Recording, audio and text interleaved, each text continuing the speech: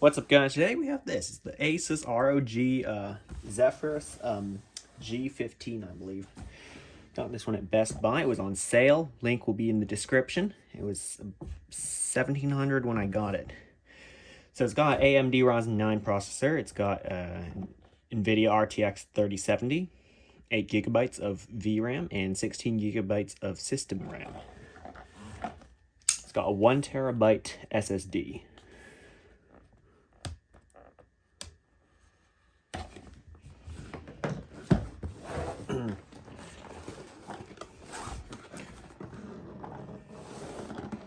Oh wow, that's actually a really cool box. Check that out. So it's closed right now. As I open it, as I lift this, the laptop is kind of presented to you. Awesome. Here's the laptop itself. Got a lot of plastic on it. Let's peel some of that off. Don't need it. Oh, I'll also be doing an upgrade to this laptop in this video. It only comes with 16 gigs of RAM, like I said. But, you know me, I want a little more than that. So I bought a 32 gig kit off Amazon. So this is a little weird based on my research about this laptop. It's got 8 GB of RAM soldered to the motherboard. And 8 GB removable. I'm not sure if it's 16 GB soldered to the board or 8 soldered. I don't know. My research is not conclusive. So in this video, I will be showing you about that. They want me to register for warranty. And that's a little quick start gun. No, that's a warranty card. Let's see.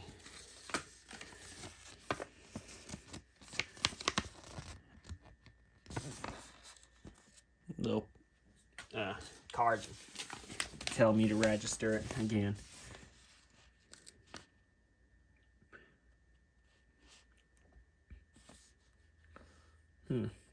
About the battery. And then here's like a little quick start guide. That's easy.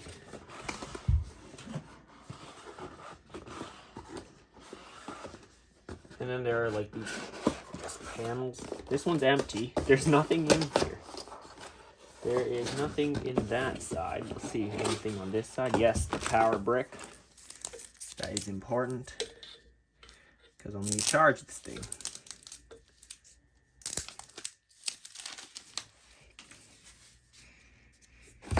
And then what else you get? Really nothing. It's just the laptop and its power brick and cord. I feel like they could have included some more, but I guess to keep the cost down, they don't. On the back, there is a kind of an emblem right here that says Republic of Gamers established 2006. Has the ROG logo right there. One thing people have said about this laptop is the holes that are all over the back cover will clog up. You see? Notice those holes, right? There's a lot of them. They said it'll clog up eventually, which is not a good thing. Okay, here's the laptop. It looks nice. I should film in a different location. Anyway, it's because the TV's on downstairs. My parents are watching TV, and I don't want this video to get to have any copyright claims on it. I don't want it to be playing any copyrighted music in the background, so I'm somewhere quiet. Okay, so that's if it's a little different from my usual filming locations because of that. If you're a subscriber and you know about my filming locations. Okay, interesting thing about this laptop, there's no webcam. There's no webcam, you see that? There's no little camera at the top, none at the base of the screen. It just says ROG, whatever, Zephyrus. So, yeah, no webcams, which is I guess a good thing if you care about your privacy on your computer. I guess that's more important. I don't even like talking to people over a camera. I like to just go meet them in person, because I feel that is a more effective way of communicating. Okay, wow, this tape is pretty sticky. And, they used to hold this power cable together.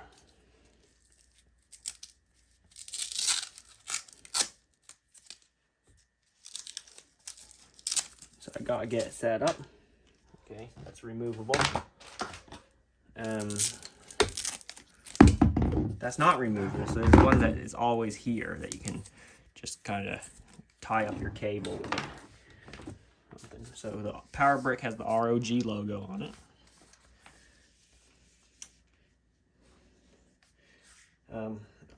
You know, it almost feels like ROG is a separate brand from Asus, but I want to look around the computer, see if I can find an obvious Asus logo that's like on the top of it, not really on the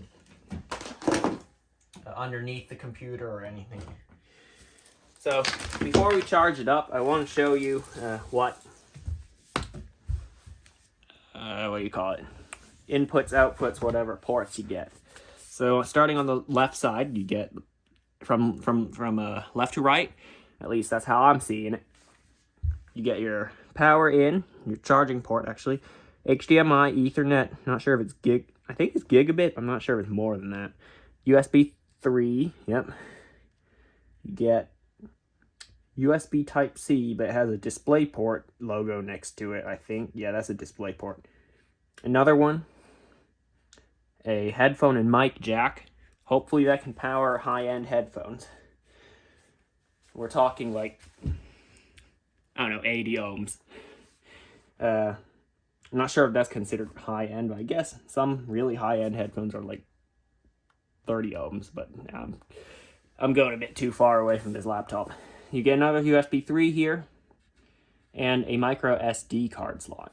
So I guess because those 1 terabyte micro SD cards exist nowadays, if you don't feel confident or comfortable opening this computer up to upgrade the SSD or add another one, because I believe there's one free SSD slot, you can always just stick in a 1 terabyte micro SD card if you really want to. So I was kind of afraid buying this laptop at first, to be completely honest, because like they said there'd be some kind of physical defect. I can't remember what, but it looks completely fine to me. There is completely nothing wrong with it. Yeah. I'm still looking around here to look for an Asus logo. There's one here on the bottom, obviously, but that's on the sticker that shows what computer this is. So I see an ROG logo. Inside it says ROG. There's another ROG logo. Yeah, it looks like it's mostly considered an ROG, because it is. Anyway, that's just a little thing I was thinking about, you know. Alright, so I'm going to plug it in, get it charged up. Oh, wow. Okay, there's an LED back here. It's orange, so I'm guessing it's not fully charged. Maybe it'll turn color when it's fully charged. So, I plugged it in. Oh, another interesting thing about this laptop I'd like to tell you about is the way it opens. Now, your laptop, if you own something else other than this, would normally just open up and not move. This one does. When you open it up, the back of the display touches the ground and kind of lifts the keyboard up to an angle, so I guess it's more comfortable to type. So I'm not sure how that affects its durability. Let's press that power button. Also, oh wow, it's got an RGB keyboard. Cool. Also, another thing is I believe it comes with Windows 10, but it makes noise when it turns on. I gotta play that to you again later. Anyway, Yeah, it makes noise when it... I gotta play that noise. Anyway, where was I?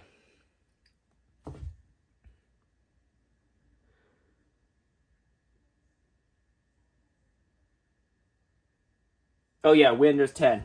It comes with Windows 10, but I think there's a free upgrade to Windows 11. So good thing this thing supports it, because if I plan to keep this thing past, what, 2025 or something like that, they said they're going to disconnect. I'm Cortana, and I'm here to help. Be quiet. A little sign in here, a touch of Wi-Fi there, and we'll have your PC ready for all you... Be quiet. Anyway, yeah, there's a free upgrade to Windows 11. Don't know why I paused for so long. I lost what I was thinking about. I don't know what this key does. I'm going to find out soon. This light, this LED here, means that it's on. The display is on. This one here in the middle means that it's charging. And then this one all the way to the side means there's hard drive or SSD, whatever, storage drive activity. Anyway, I'm in the United States. I'm going to set this up. This is a US keyboard, as after all, I am in the United States. I don't want to add a second one, as I only know one language. That's English. Anyway, I gotta connect. Wow, let's see how good the Wi-Fi card is. I'm gonna just have a quick scroll through these, whatever it picks up. So I'm counting 1, 2, 3, 4, 5, 6, 7, 8, 9, 10, 11, 12, 13, 14, 15, 16, 17 different networks. Wow, that's a lot. Even my my iMac downstairs, which is my daily computer that I use, other than my MacBook Pro, which I unboxed a few months ago, almost back in August, so less than half a year ago. Wow. Yeah. Anyway, let's connect to studio Wi-Fi here.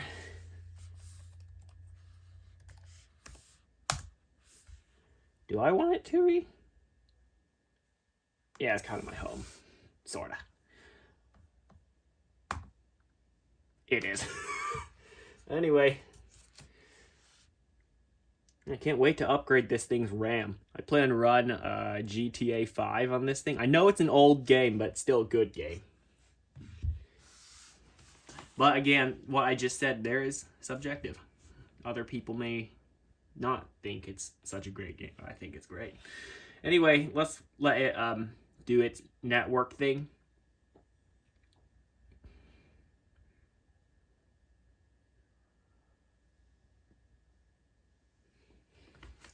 I don't know. Should I remove the sticker? Should I leave it there? Whatever. I'm going to leave these here. Ryzen 9 5000 series. It's awesome. Yeah, I was talking about that sticker right there for the display. And there's a couple more right there. Anyway, it is still setting up. It's saying just a moment, just a moment. Can't wait to customize the RGB and stuff like that. So this thing's actually pretty good display. It has a nice display, 1440p at 165 hertz. Ah, that was the noise I was talking about. I hope the camera picked it up. When it boots up, it just makes that noise. Sorry for the glare. There's a lamp behind me. I'm putting up my hands to cover it so you can see the logo. Yeah, there's a pretty bright lamp behind me. 100 watt LED. Well, actually equivalent. 100 watts. Okay. Here it is. Right in the comments, do you ever read those terms and conditions, or you just click accept? I don't want to.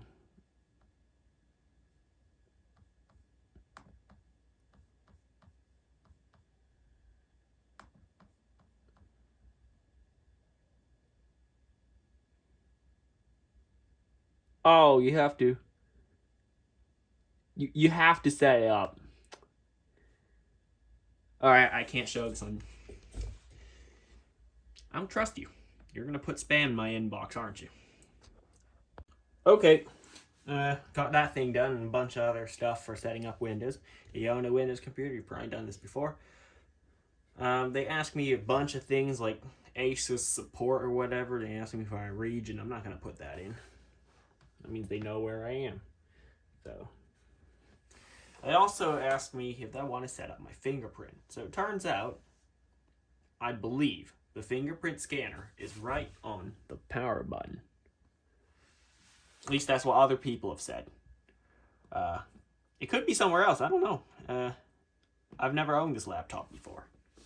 Almost there. All right. Okay. There you go. See. Uh-oh. It says default. What is it going to say default again? Better not. Let's see. It comes with Asus Armory Crate. Okay. Dolby. I know there's some kind of subscription with that. So I don't pay for subscriptions except for the good ones. So comes with some called My Asus. I was wondering what that does. Let's open it. Because I was looking at like the support software for this laptop.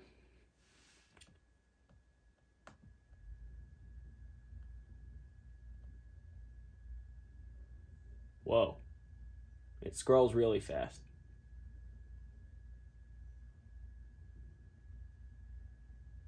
They think they have US English?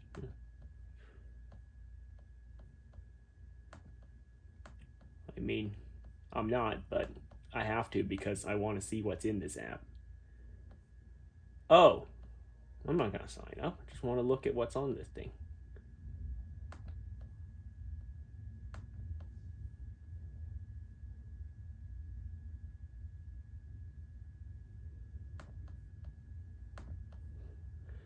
All right. Customization. Okay, that's it. There's an update.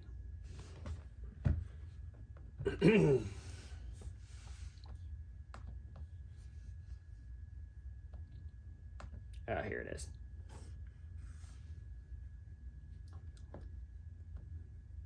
Oh, wow. Looks different. Oh, it didn't even do the update? So now it's finally updating.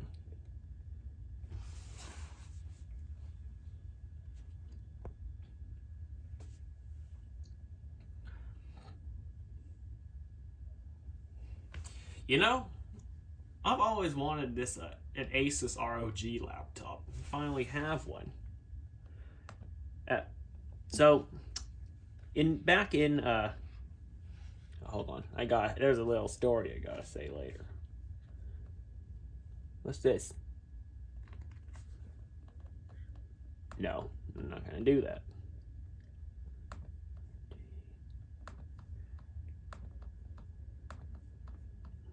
No, I don't want to do that. What's this? Prioritize your internet connection's available bandwidth to particular activities for the smoothest possible performance. I know some things can do this, some computers. Okay? Alright, let's see settings.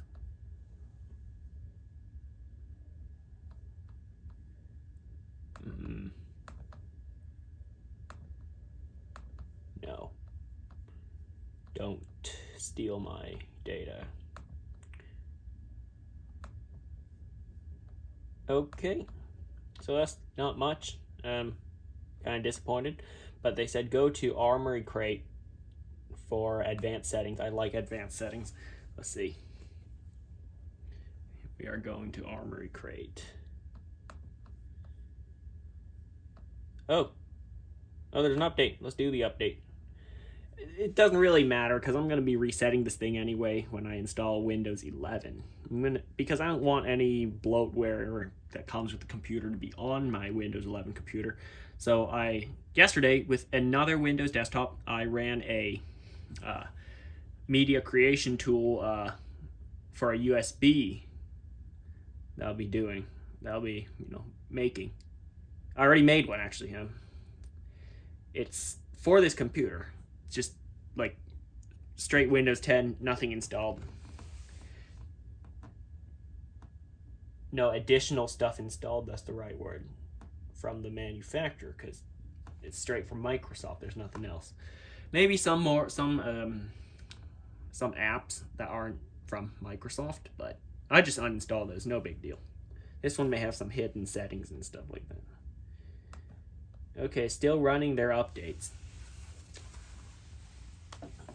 So, like I said, I've always wanted an Asus ROG laptop ever since back when I was in grade school. So I had to take this computer class. It's not really programming or anything like that. I will be taking a programming class next semester. But anyway, what I was trying to say is I wanted an Asus ROG. It was like $1,300 around the time, $1,300 to $1,500. But hold on. But my parents bought, well, they talked to me about this before. They bought me a Microsoft Surface Pro 4, which is much weaker than the Asus and had, well, much less power than it. So, yeah, I was looking at those older Asus laptops, the ROG ones. Like, they still have their crazy cool designs like these ones, but just a little older. Had like this brushed stainless steel back. At least it looks like brushed stainless steel. I don't know if it's real or what, because I never owned one. This is my first one right here. So yeah, I ended up with some kind of 2-in-1 tablet computer. It worked. It had Windows 10, regular Windows 10, and I was sort of okay with it. Although every time I looked at it, I thought of the Asus ROG that I could have gotten for the same price. And I got this one many years later for more than that. Yeah, back then it was like between $1,300 and $1,500 for the one I wanted. This one's like $1,700. So it's still a good deal considering the original price was around $1,900, I believe, or $2,000. I think it was $1,900, $1,899. But anyway, link will be in the description so you can actually check its current price. But finish watching the video first. Oh? Okay, so this is just stats. It's showing the current frequency, how much usage there is. Probably pulling this from Task Manager or something. Uh-oh.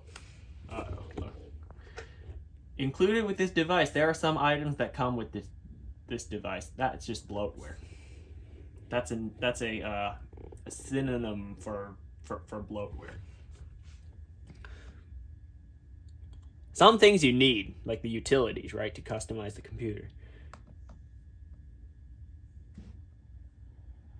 Oh, you hear that? Hang on. I clicked turbo, and I guess it's just running the fans to keep the computer as cool as possible. Listen. Putting the camera right next to that vent.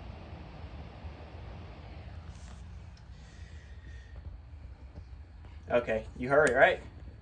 Yep, there's a fan running in there. That's good, I guess. I know the fans are working. Alright, let's put that back on performance where it was before. Okay, that's quieter. I don't like the fans being too loud. Device, okay. It's loading, I guess. Okay, I had to click on system. GPU power saving. I don't really. Actually, I kind of care about power saving. Before, when I had desktop Windows, it didn't have this customization software, but there was some kind of power settings. I put it on maximum performance because I honestly don't care how much power it uses. I mean, use as much power as you want. It's not going to run out of power. Lighting. Okay.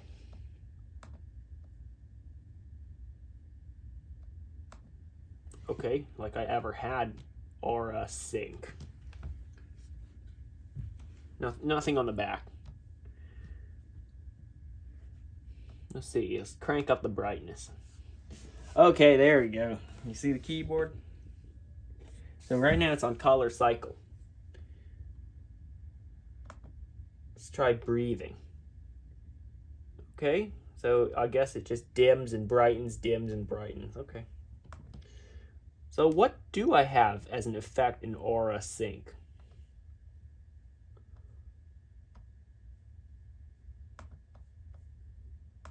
I'm going to reset it to default, whatever that default was. Isn't that just color cycle? Let's see, I'm going to switch it to color cycle. Yeah, it is. Okay, so the default Aura Sync thing is just color cycle. Okay, so Armory Crate also allows you to install these like updates to the computer. Not really updates, but like driver updates and driver software, which is, I guess, sort of important. Let's see. Could it be under settings? Yeah, update center. There it is. Let's check for updates. There will be a lot. I'm not going to install them because I'm going to be, one, updating to Windows 11. Number two, upgrading the RAM. So all that has really nothing to do with it.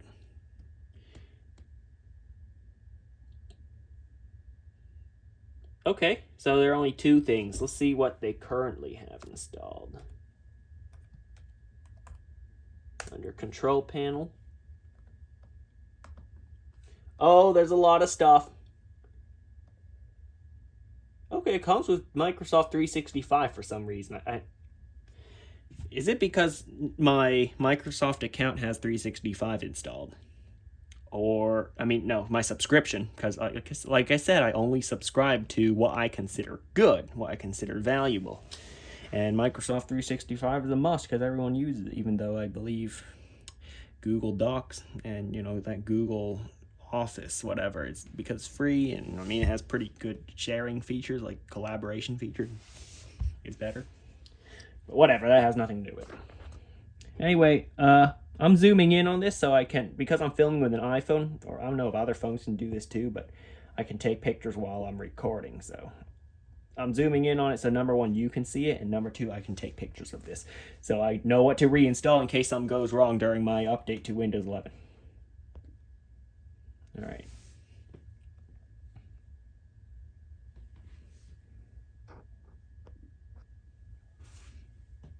In case I didn't get that first picture. All right, just pause it wherever I stop so you can look at it too. All right, so that's what's currently installed. A lot of stuff.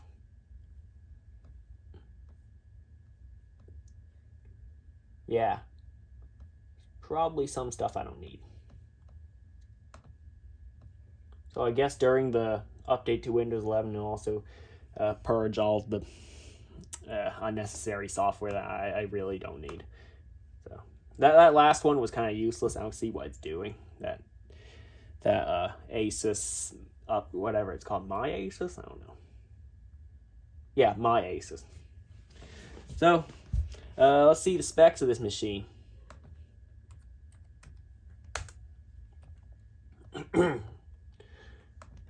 Components. Display. Let's see, have the right card? Perfect. NVIDIA GeForce RTX 3070 laptop GPU. Perfect. And it also has an AMD Radeon graphics, which I think is the built-in graphics from the CPU. Alright. Components. Oh, select a subcategory. Where's CPU? It's not listing CPU.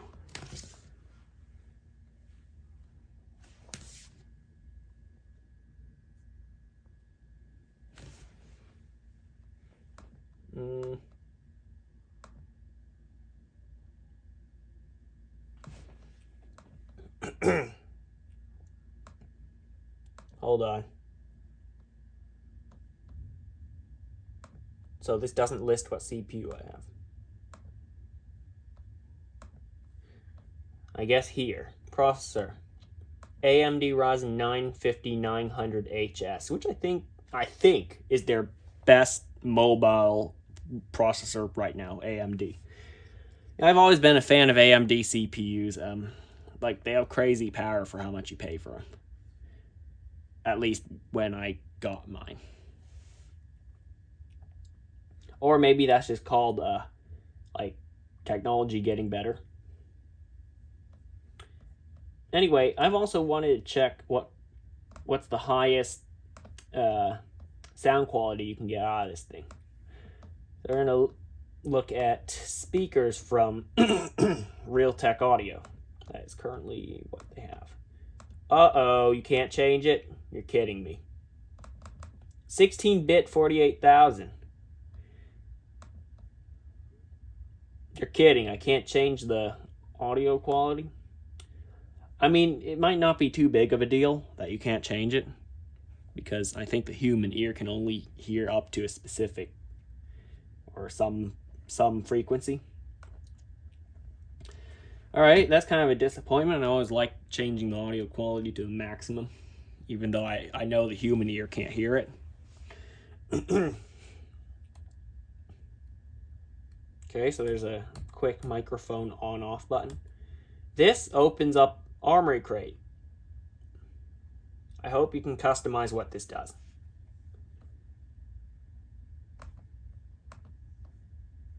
Let's see.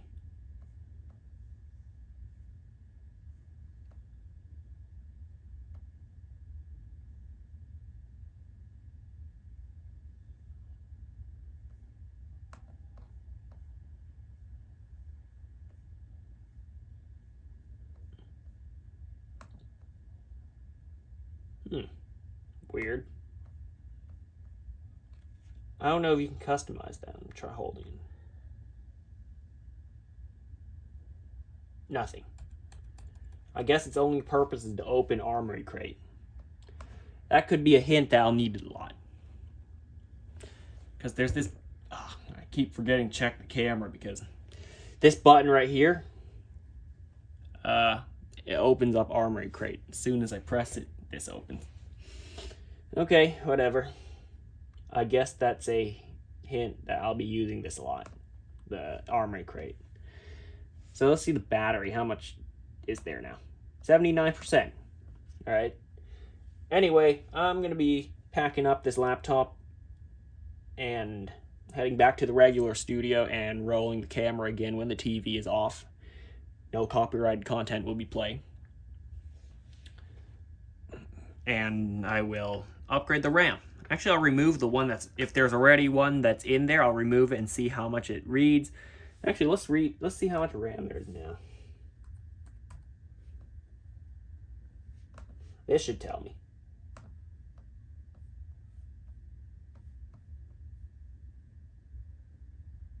System. Okay. Perfect.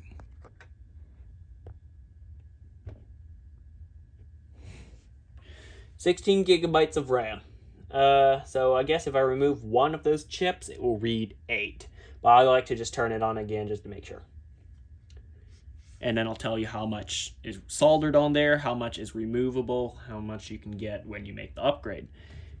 Because I bought a 32 gig stick. I'm expecting 40 or 48 gigabytes. If there's 16 gigabytes soldered in one open slot, then I'll get 48 gigabytes of RAM. If there's only 8 gigabytes soldered and 8 gigabytes removable, and there's only one slot, like one removable RAM slot, so that means at most I'll get 40 if that's the case.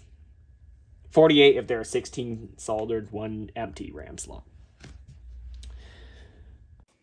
Alright guys, the laptop's on its back. The TV has been turned off, so no copyrighted stuff will be playing. So now I can finally start the disassembly and upgrade the RAM. So there are actually different screw type. I'm going to leave that one right there and open my PDF.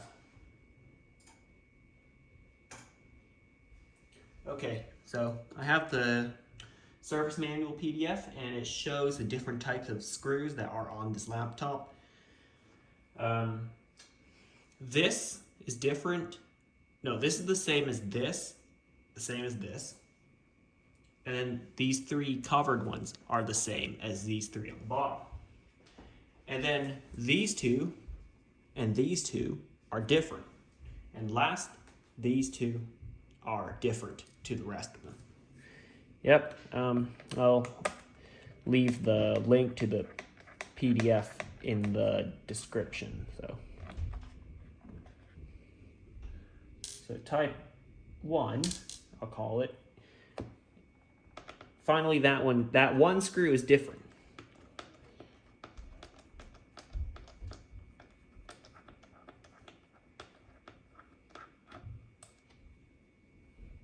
I just noticed that spelled out very far apart from each other is the word Zephyrus, which is the kind of brand name of this laptop. Right, so I need to peel these out. I can use a tweezer.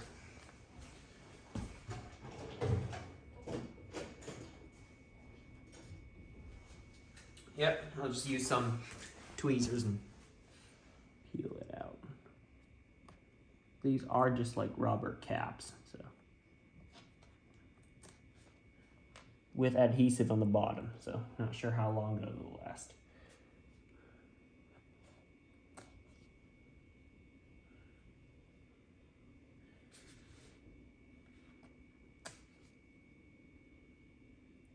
Yeah, that didn't bend the tweezer. Still looks... Come on, focus. Uh-oh, maybe it did bend it, I don't know. Or is it just always like that? It's not like quality tweezer. It's among the cheaper kind.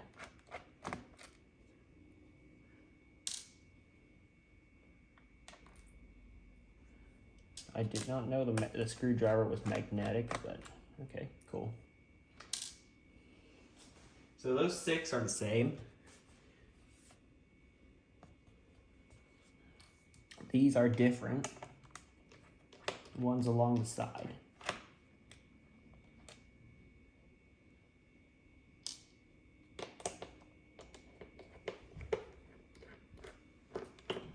It's one of those videos again where my arm is kind of covering everything. I'm trying to like get out of the way.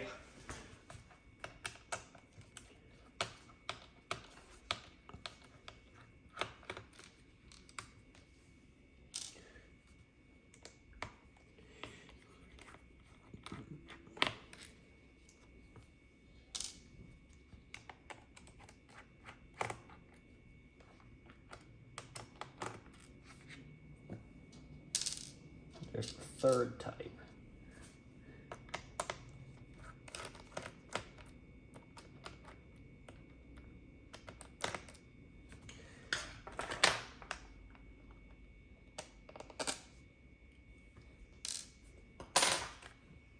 And finally this one, which is actually a captive screw.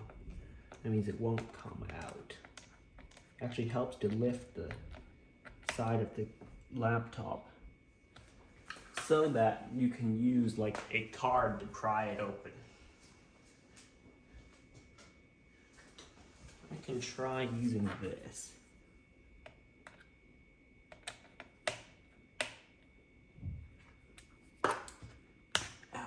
That didn't work. Thinking like I need a guitar pick or something to pry it open.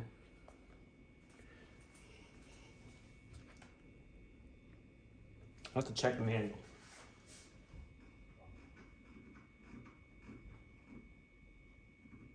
Use non-conductive pry tool. So it says start right there. Okay. Pry tool, what do I have for that?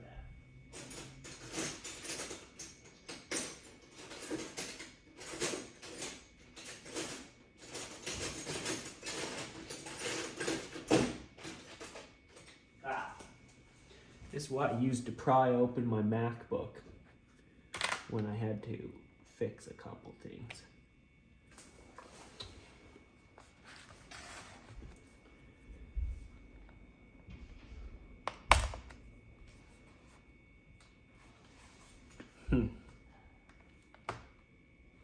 Okay, so I got the first one, but I made a small scratch there.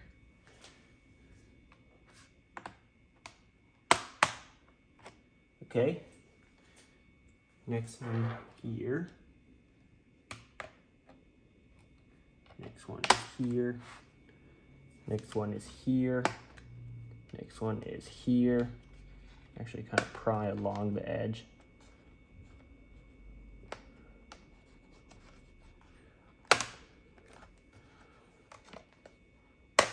Okay. So kind of once you get to that point, it just pops right off.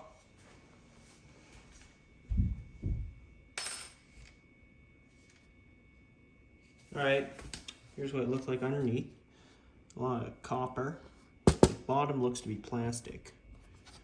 And there's this for the fan. That's interesting. Why it's not just open. All right, there's the fans. All right. Anyway, now underneath here, I read somewhere I should keep this black thing. I think it's like a thermal pad or something. Here's the RAM. So because we read there is 16 gigabytes, as I showed you earlier, I'm assuming this one's 8. That's correct. Let me zoom in on that. It says 8 gigabytes. PC 43200, which means DDR 43200, so the speed is 3200. Some sticker on the back. I don't know what that is.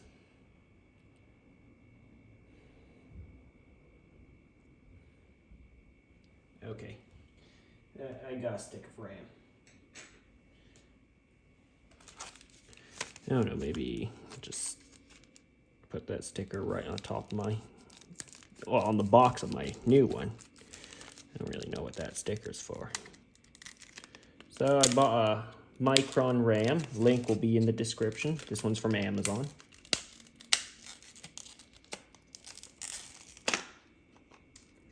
No, actually, no, it's not Micron. It's Crucial by Micron.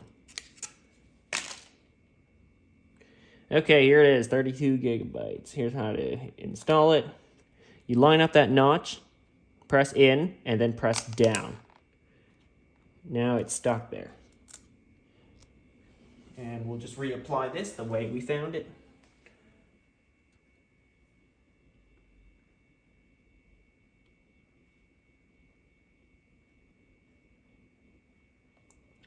I know it's not exactly the way we found it, but I'm doing it this way because or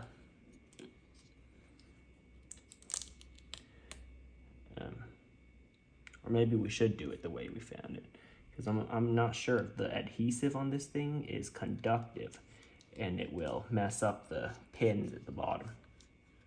So whatever. So the hard drive, or SSD I should say, is by SK Hynix. It looks to be. No one on YouTube has ever shown like the model name of the SSD, so I'll be the first, I guess, to do that. Well, I haven't watched their videos in depth, so whatever.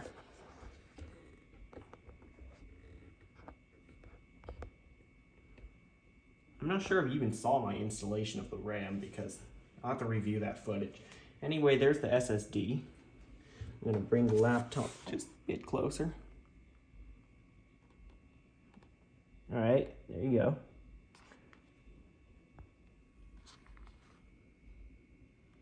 If that's better for you, there you go, that's the model. And it comes with this thermal pad on it. Just to cool it down, I'm assuming. Okay. It's kind of near the front, so I'll also put it near the front because that's where the biggest chip is on this card.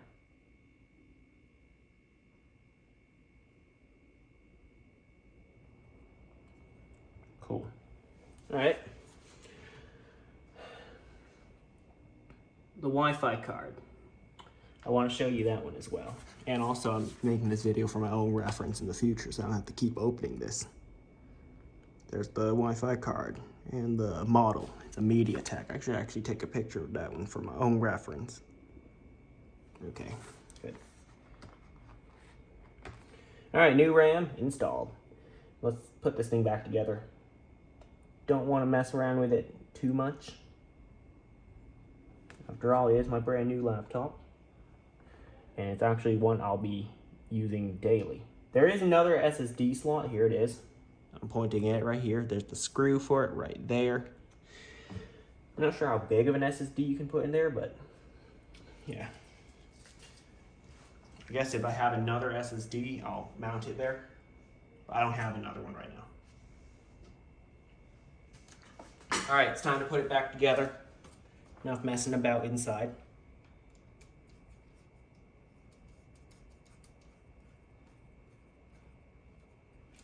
Yeah, that last screw really is a captive screw. As you can see, there's that little washer that goes around it. All right. I should really look for like a plastic pry tool that doesn't scratch things up.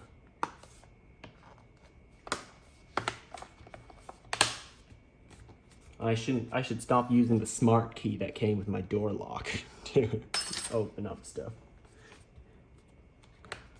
Oddly enough, when I opened up my MacBook using that thing, it didn't scratch it.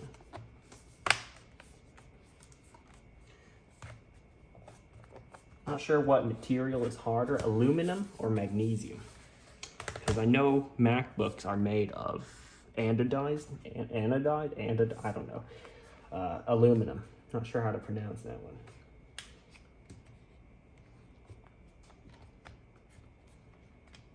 I think it's anodized aluminum. This one they said is made of some form of magnesium or something.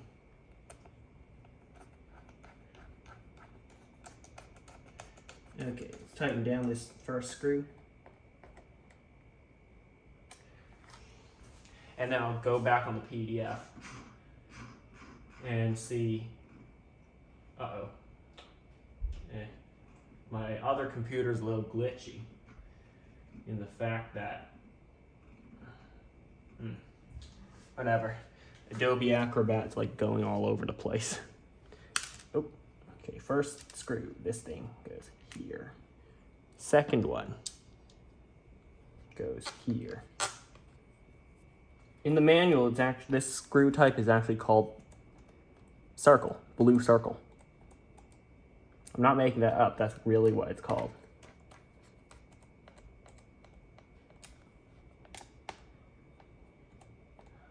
They caution you not to tighten it too hard. I also don't want it to fall out while I'm using the computer. That won't be pleasant, having to search like my entire house or even my entire city for a screw. I probably can just buy like a replacement online. Like 100 of them for like $5. Screws aren't that expensive.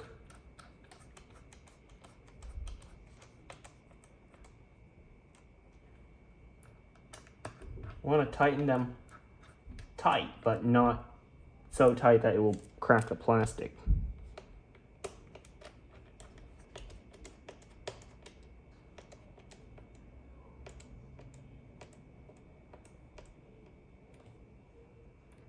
This ain't a really cheap laptop. I mean,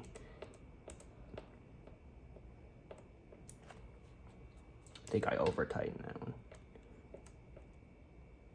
Okay, that should be good. All right, the last 6. These should all be the same according to the manual.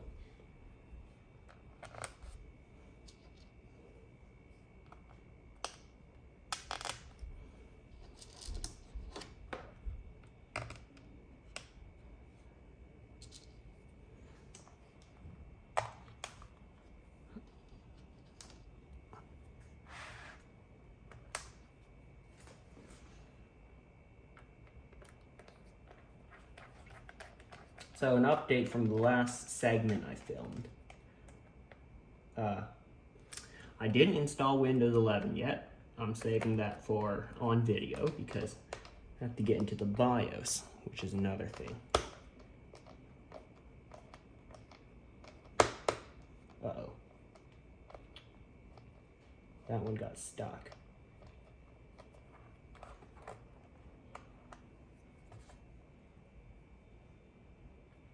Maybe I'll swap them.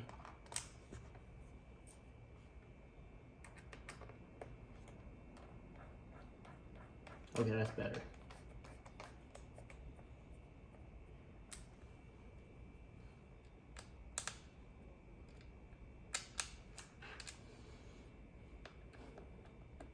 Try that one here.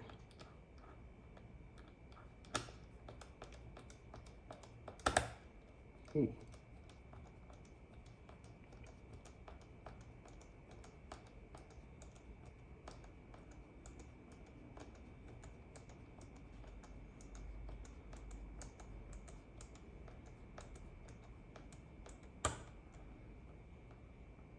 Okay, that one was fine.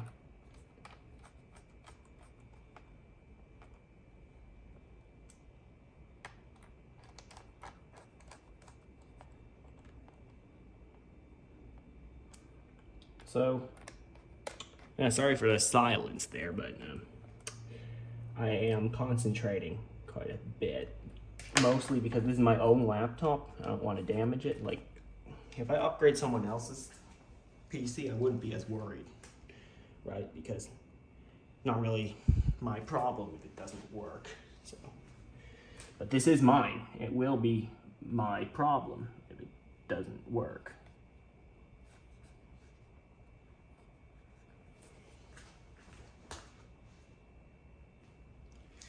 And also, I'm more, what's the word? Used to working on desktop computers, as you've seen in, well, most of my YouTube videos.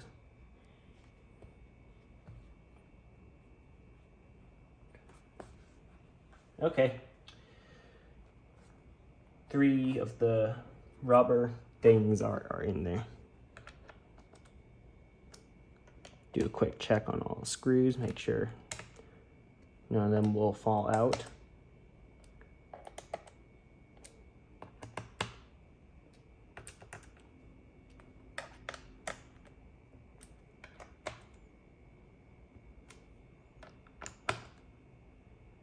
Perfect. All right.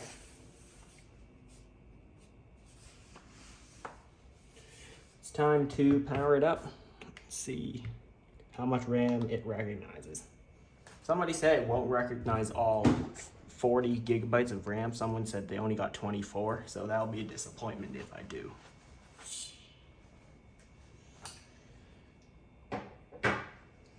Let's hope it can support the full 40 or 48. I think, don't quote me on this, but Asus official website said 40/48. That's it. All right. Hold on.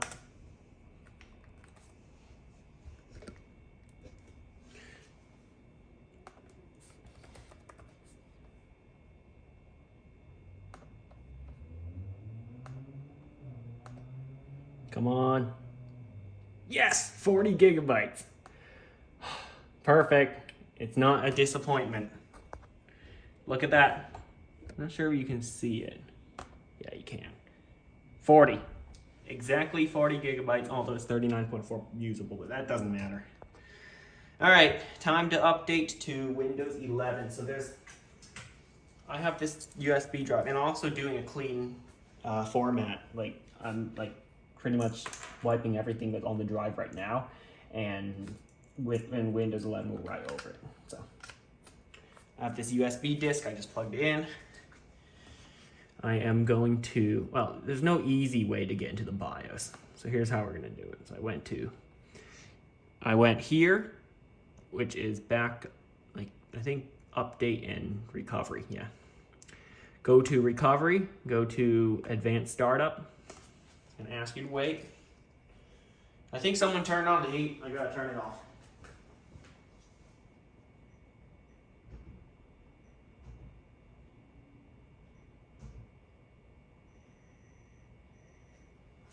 Okay.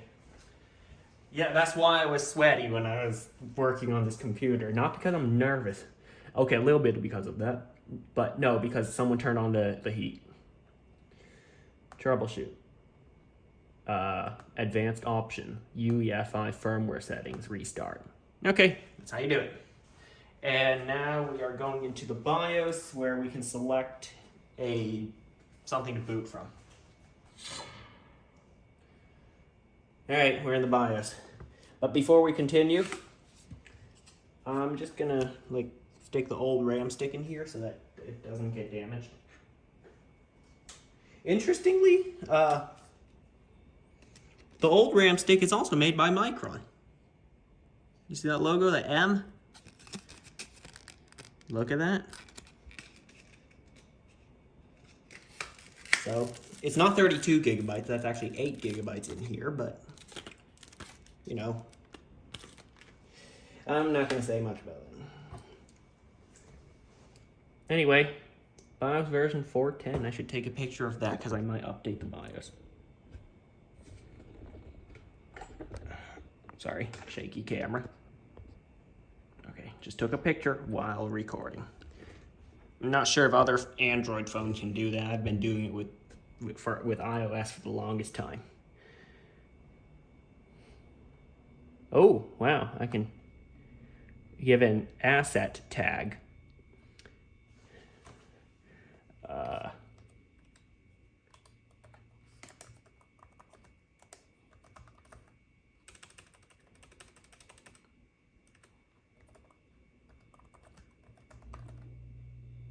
Okay, I just called it a Captain Morris laptop.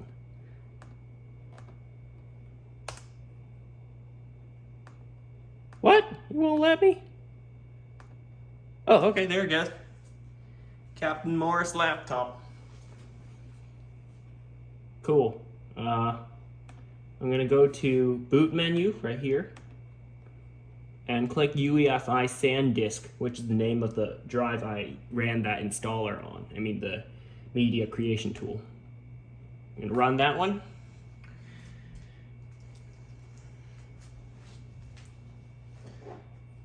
They use those asset tags in IT services. Speaking from experience. Not the IT services that I do at home, but no, actually in a company.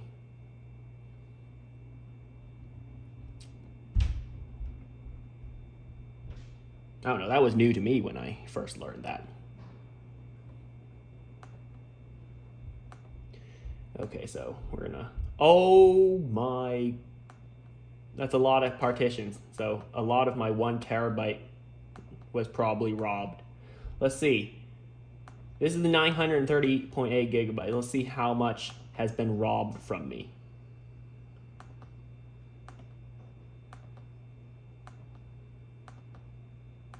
A total of 22.8 plus 276 megabytes, but that's also including OEM, not OEM, but stock. That's what I'll call it. Stock Windows recovery partitions, but little over 23 gigabytes. Whatever, let's delete this as well.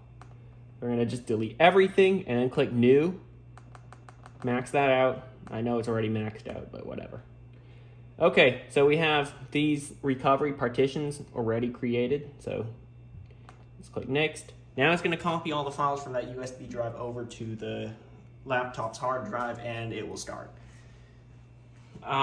It's pretty fast, but I'll get back to you when it's done anyway. Okay, that was what, 5 minutes? You can look at the clock. There's literally a clock in the background. From when I last stopped this video. Anyway. To set up your device using a screen reader, turn on narrator by pressing Windows plus Control plus. Be quiet, be quiet.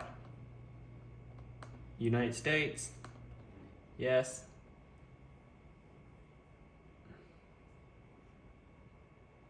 This is the right keyboard? Yeah, US. That looks like a US keyboard to me. Would you like to add a second keyboard layout? No.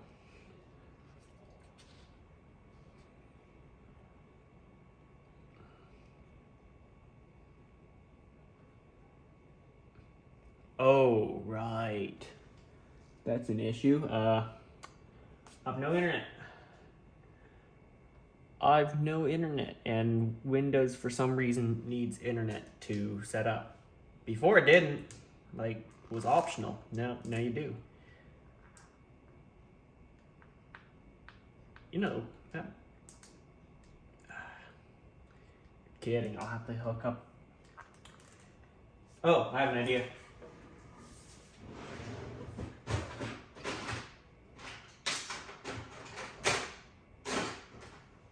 Okay, I thought I had to use my an Ethernet cord that's very long, but I'll just plug in this USB Wi-Fi adapter. It's kind of like driverless. It doesn't need a driver to work. Ah, there we go. It's just much worse. Only picks up the networks very close by. Wonder what hidden network is.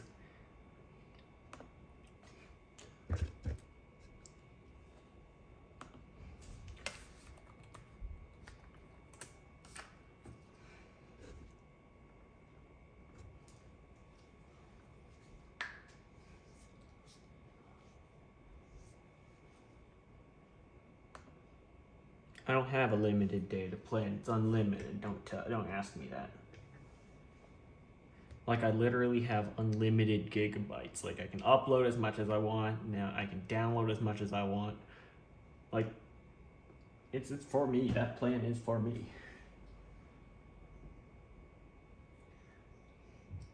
The type of guy who uploads like 20 gigabyte YouTube videos occasionally.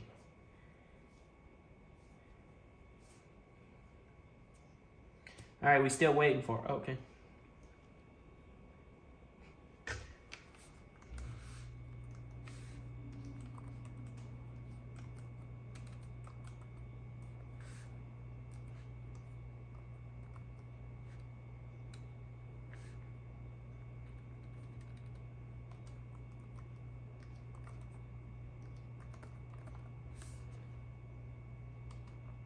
That's appropriate. I guess I can't type in its full name. Yeah, that'd be too long.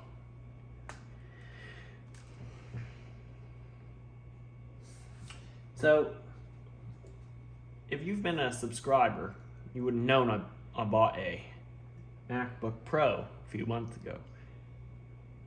You may be thinking, okay, why'd you upgrade again in just a few months, right? Laptops are supposed to last you a few years before you even consider upgrading. Well, I'll get into that later. I really want to add that part to my video about why. It has something to do with value and practicality.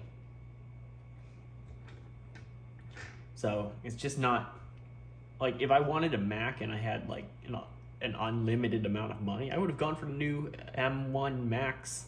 I think it's called M1 Max, or is it M1 Pro? I think M1 Pro is below M1 Max. That that Apple built chip. Oh, I gotta sign in. Let's see, options.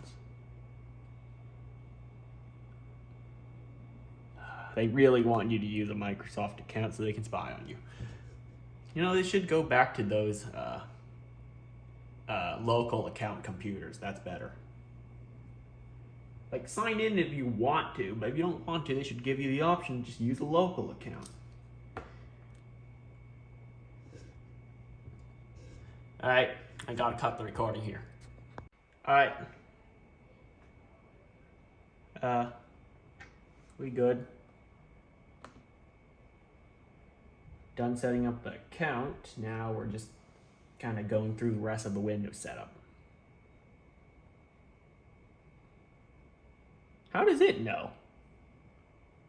It comes with Game Pass, but I use Epic Games to play.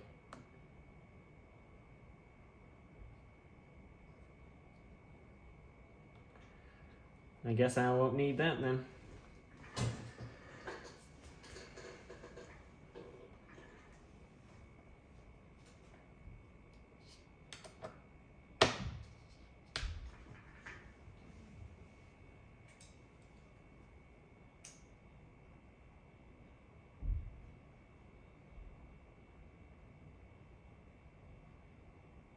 Okay, I guess it's working on the installation.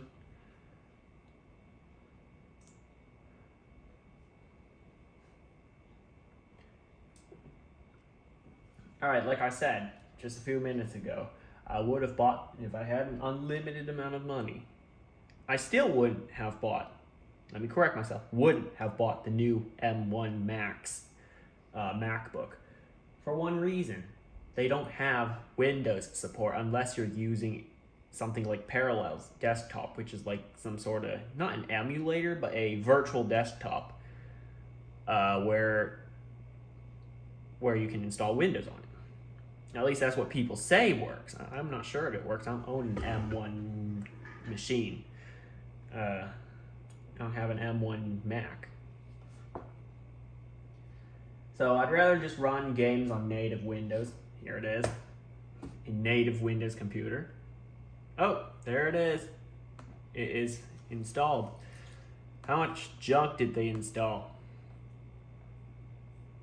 Not much, but I should run updates first.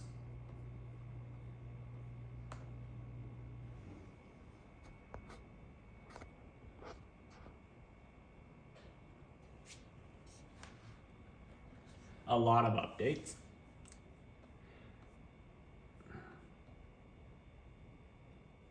For this, I should probably connect it to Ethernet. Yeah, maybe I should. All right, I'll be right back when all the updates are done. All right, guys, before I start filming the next segment, yes, I did finish installing Windows 11 and set up the computer. It's actually the next night. I've owned this computer for like 24 hours already. So before I start filming, I wanted to show you what I meant by the laptop will lift up. Open it to a normal viewing angle, maybe like that. Notice how the back leg, that is above the ground.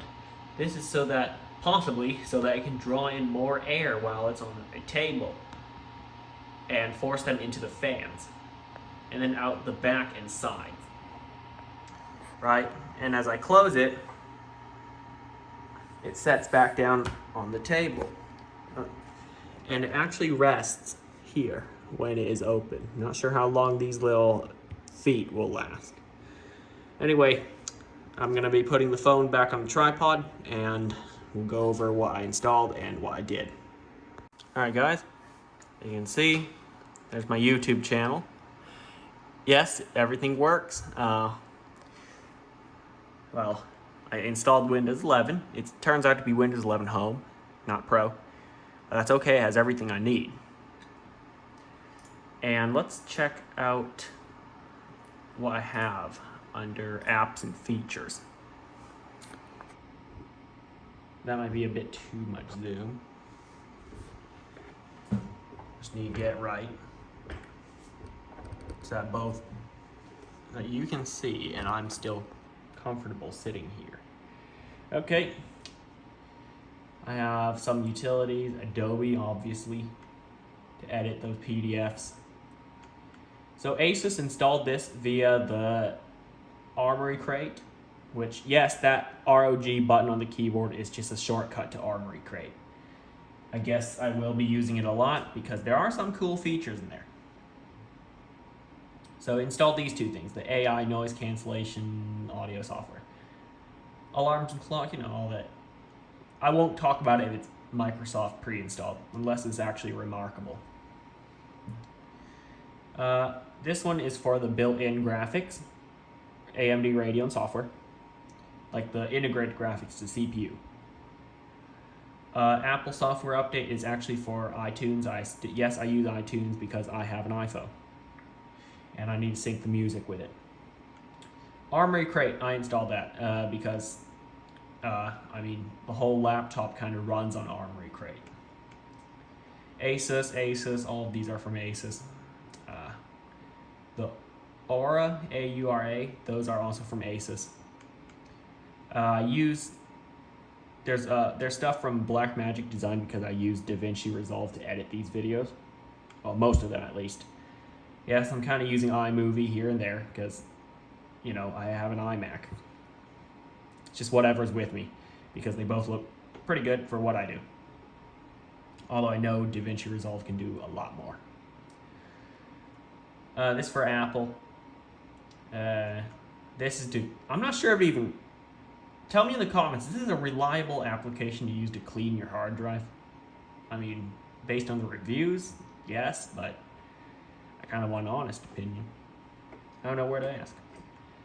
Okay, DaVinci Resolve, there it is. I use that to edit my videos. This is interesting because I have to move the videos from my phone, which is an iPhone, over to this computer. And occasionally it doesn't want to read. Like the phone just does not want to connect to the computer. So this thing, for some reason, this app helps me do it. Epic Games, like I said, I play games, download games through Epic Games. I don't want that Xbox Game Pass. This to count FPS. Yes, it gets 165 occasionally. I'll explain more later. Google Chrome, the best web browser. Google Drive, I need that to sync files between computers. iTunes, like I said, music. Logitech G Hub. I like Logitech mice and other computer peripherals, okay? Yeah, I bought other stuff too, but I don't know why. Nothing beats Logitech in my opinion. Microsoft 365, obviously. I mean, well, actually, I'd rather use Google Office, like I said, but everyone I know uses Microsoft, and they request that I use Microsoft as well, so I pay for the subscription. Cool. Microsoft OneDrive, it's awesome. Actually, oh wait, I have Microsoft OneDrive because of my subscription, so I guess I'm going to keep that no matter what, because OneDrive includes a free 1 terabyte of online cloud storage. Well, it's not free because you pay for it. It's like $100 a month, not a month, but a year. I think it's $100 a year subscription, but still worth it. $100 for a terabyte plus the Office. Whatever, something told me it's worth it. Partition Wizard, I use it to wipe USB drives, do multiple erases on them to make sure absolutely everything is gone before handing it over to some sketchy people. Let's see, my Asus, that was already there. Notepad, not sure why they moved it out here, was under a folder, but this is Windows 11. Adobe, more stuff. NVIDIA control panel, that is for the RTX 3070. RTX 3070 graphics card, like I said earlier. All these are for it. Realtek Audio Console, it kind of installed on its own when I ran Windows Update.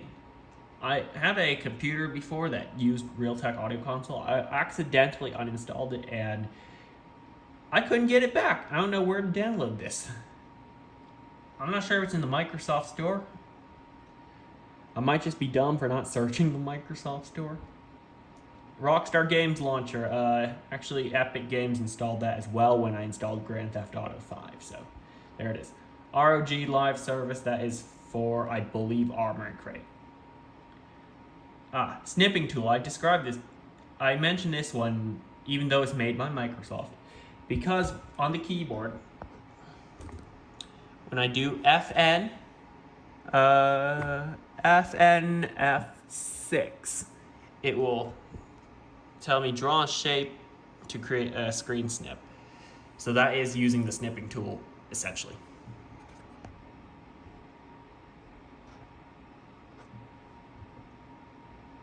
What else we got? Oh, VLC, because it's better than whatever Microsoft or whoever included with this computer. It's just better, in my opinion.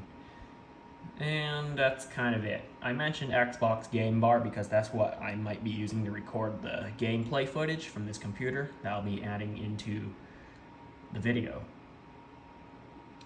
Okay, that looks to be it. All the apps and stuff that I installed. A lot of stuff. Anyway, well,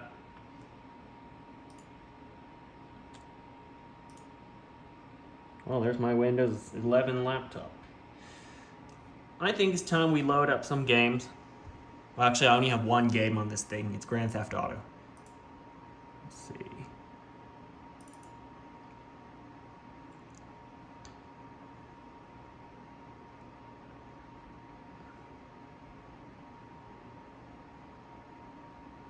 It's taking quite a while to load. Okay. Come on. Yeah, it has this weird thing where I keep clicking it and it won't launch. Oh, finally. I don't know if this is just a Windows 11 thing because I had GTA installed on my MacBook over boot camp. The MacBook Pro I unboxed a few months ago. I installed Boot Camp, ran GTA on it, and it didn't take this long to load the game. Like, you don't have to keep clicking on it. It was pretty much instant load. Yeah, not sure why it's doing it here. I thought Windows 11 is supposed to be like better for gaming. I should turn off the lights actually, because it'll look better. Let's see. Ceiling light still on. Hang on.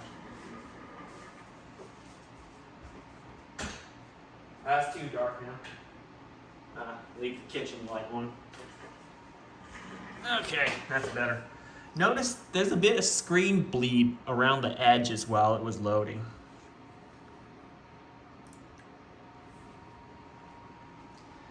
Yeah, when the screen's completely black, it looked as if there was some bleeding around there, around there, around there.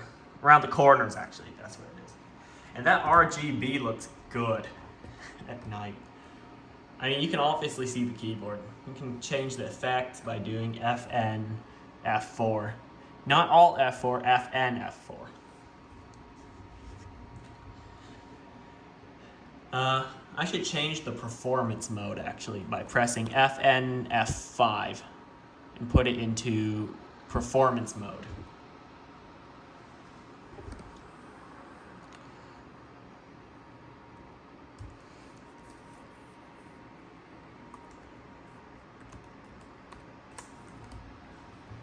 Alright, I want a fast car. Can't find one here. This isn't the place to look for fast cars.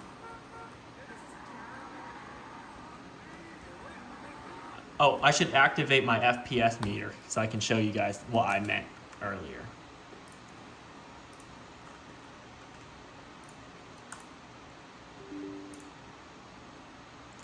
Okay, the overlay is working. Alright. I hope you guys can see that. Right now it's reading 49. It's increasing to 65, around there. And I should show you the settings actually that I'm currently on.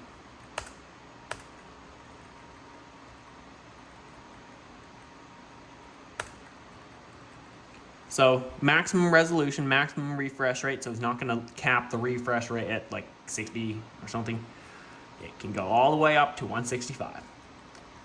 Alright, all the settings are maxed out to the best it can possibly go. Ultra settings, that's what it's called. Advanced graphics, they said to leave it alone.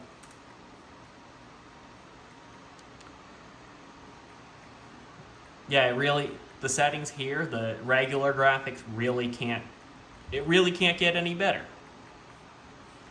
Like, it is completely maxed out. Yeah, nothing else. Again, running this on maximum graphics settings. And I'm still getting a smooth 60-something FPS. I mean, anything above 60 FPS, I'm kind of happy about. The sound is another thing. I should turn off my heater because it's kind of muffling the sound, or at least like making it distorted or whatever. Like a lot of background noise, that's the word. The sound on these speakers are decent. They're not amazing, all right? Definitely not what I expect for a gaming laptop. I want it to have more thump, you know, more bass, more energy, that's the word. I want more energy in the sound. This one just doesn't have that. It sounds like it's behind, I don't know. Depending on what's playing, sometimes it sounds like, I don't know how to describe it. People speaking from like behind a wall. That's kind of it. It sounds like you're hearing something that's kind of. Oh, think you put a pillow over a speaker. You know, it's gonna be muffled a little bit. Other times, like when the engine is revving, during it, like higher up in the rev range, let's say 7,000 RPM or something. I don't know, 6,000. Higher up in the rev range, I don't know where that is. That noise kind of comes through. The noise of that, like this, that comes through very well, at least to my ears. I'm not sure if this is even loud enough that it can be picked up. Of course, during the gameplay, where I'm actually capturing from the screen, you'll hear it, but that's captured from the computer.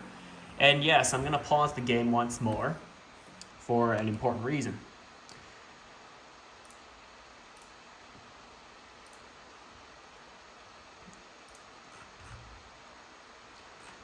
If I configure speakers, yes, the maximum resolution is only 16-bit 48,000. Whereas when I plug in headphones, now that brings me to the next point, headphones. These are my headphones. I use them every day. Dynamic DT770 Pro 80 ohms. Okay? I should turn on the light so you guys can see this. I'm going to plug in the headphones to the headphone jack. There it is.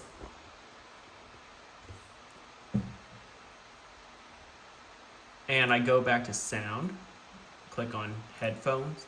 Its maximum resolution is 24-bit 192. So shouldn't the main speakers be of that resolution as well? I don't know. I even uninstalled that Dolby Atmos whatever thing, and it still caps the resolution. I thought that was like modifying the resolution on its own, but still I can't adjust it anywhere more than that.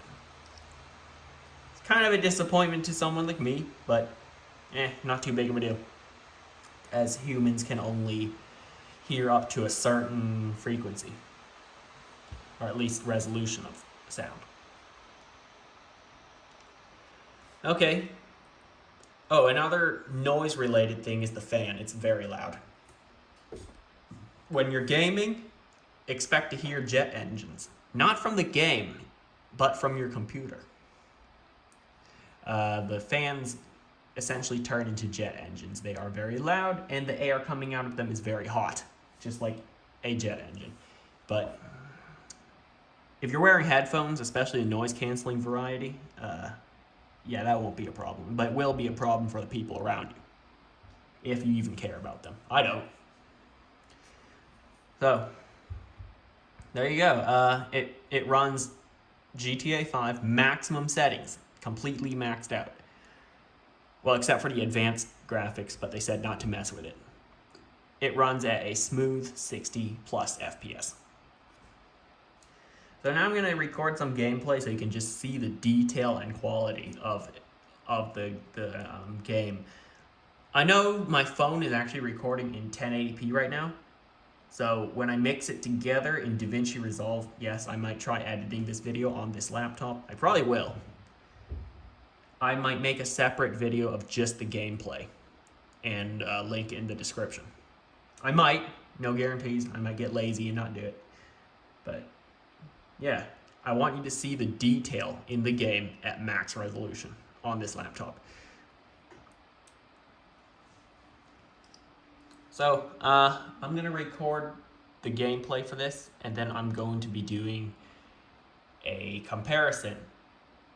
If you don't want to watch the gameplay, you can always just skip around the video till you find the next part. Between this computer, all right, grand total was around $2,000, I'd say. Including the upgrade. I have to do the math.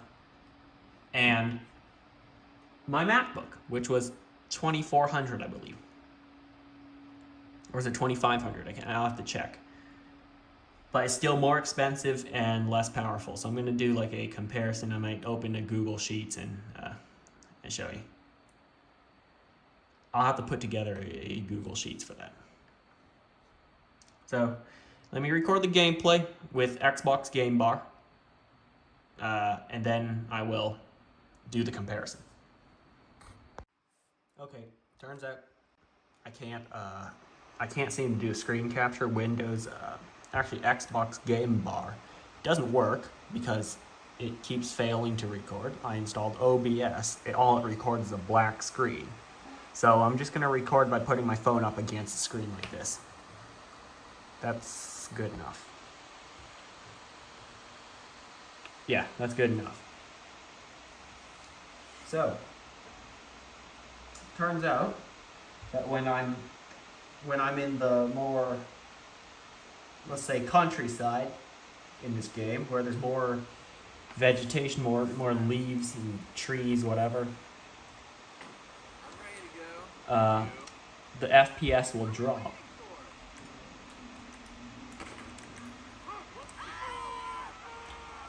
So here I am up in the mountains.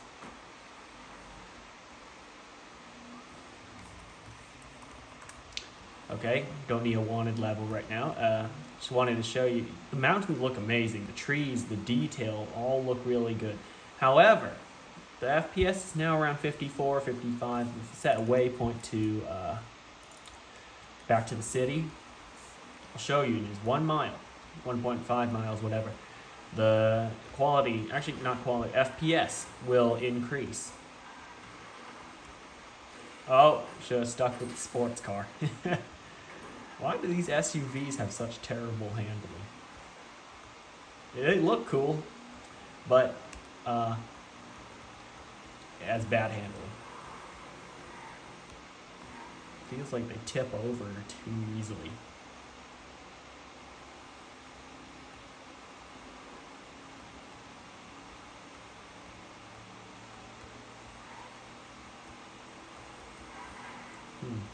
So, I'm almost back at the city.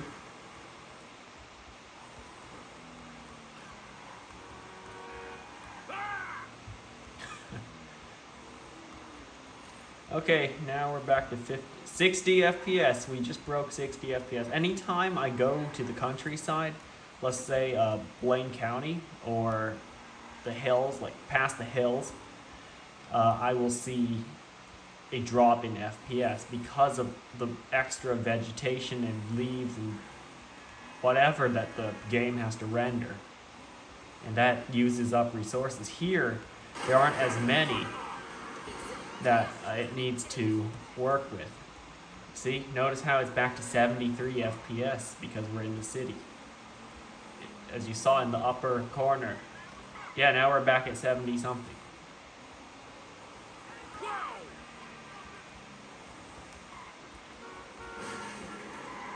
It really does look nice here in the city, in terms of FPS.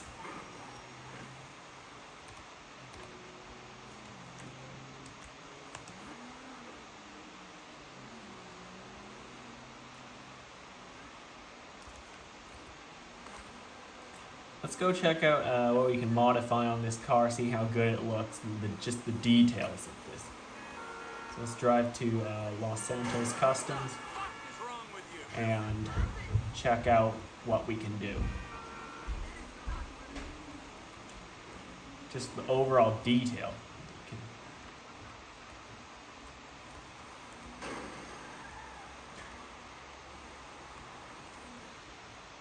What's wrong with her now? What's wrong? Good to go. Okay. Oh, it doesn't have the logo on the front. What's wrong with this one? See, that logo.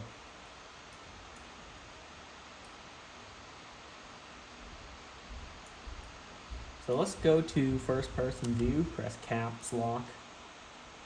Oh wow, that actually has the same phone holder that I have in my car. Or at least the one I'm allowed to drive. Anyway, yeah, you can see all the details. Looks similar to what I had in my MacBook, maybe just a little more detailed than that one. But yeah, wow, the seat actually has pretty nice textures. Look at that, it's like real leather seats or whatever. You know, like a true luxury car. But yeah, looking on the outside, the brakes are very detailed. You can see the brake calipers. Hold on. Turn the camera. The red brake calipers actually into the brake disc has those holes drilled in it. The tires, you can see the brand is Atomic. Now, you can't read the text like the size of the tires and stuff like that, but you can definitely read the brand. And yeah, that just shows how detailed they made this. Gaming experience is definitely good on this computer. I mean, that's what it's built for. It's a gaming computer. But it's also, yeah, while it's a gaming computer, it has an advantage in power, but its disadvantage is in its battery life. I use this for like half an hour, it's down to 75%.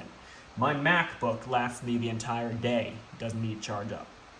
Actually, I once went to bed without charging it. I had class the next day. It lasted me the next day as well.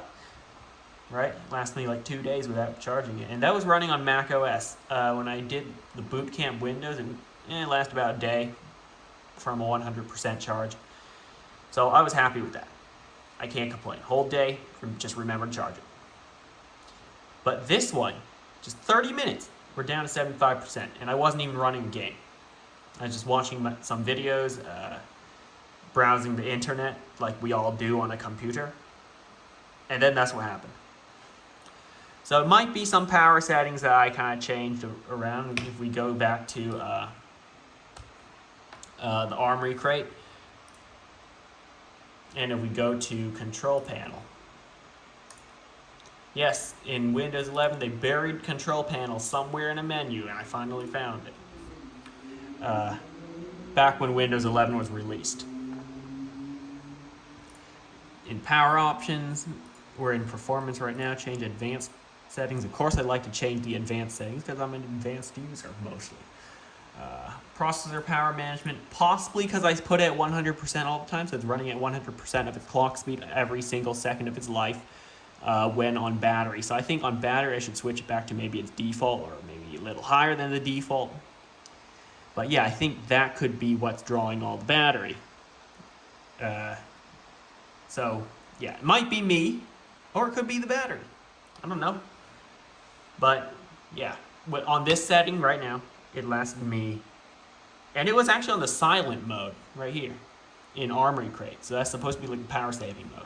It still only lasted me 30 minutes to 75%. So if it keeps going down at that rate, it will be 2 hours till the battery is completely done. So yeah, battery life is a concern. So bring the charger everywhere you go. Leave in your backpack, you'll need it. Buy a spare one, because this looks to be some kind of proprietary charger. I should actually show you the specs of the charger. If you've watched this point, you deserve to see the specs of the charger.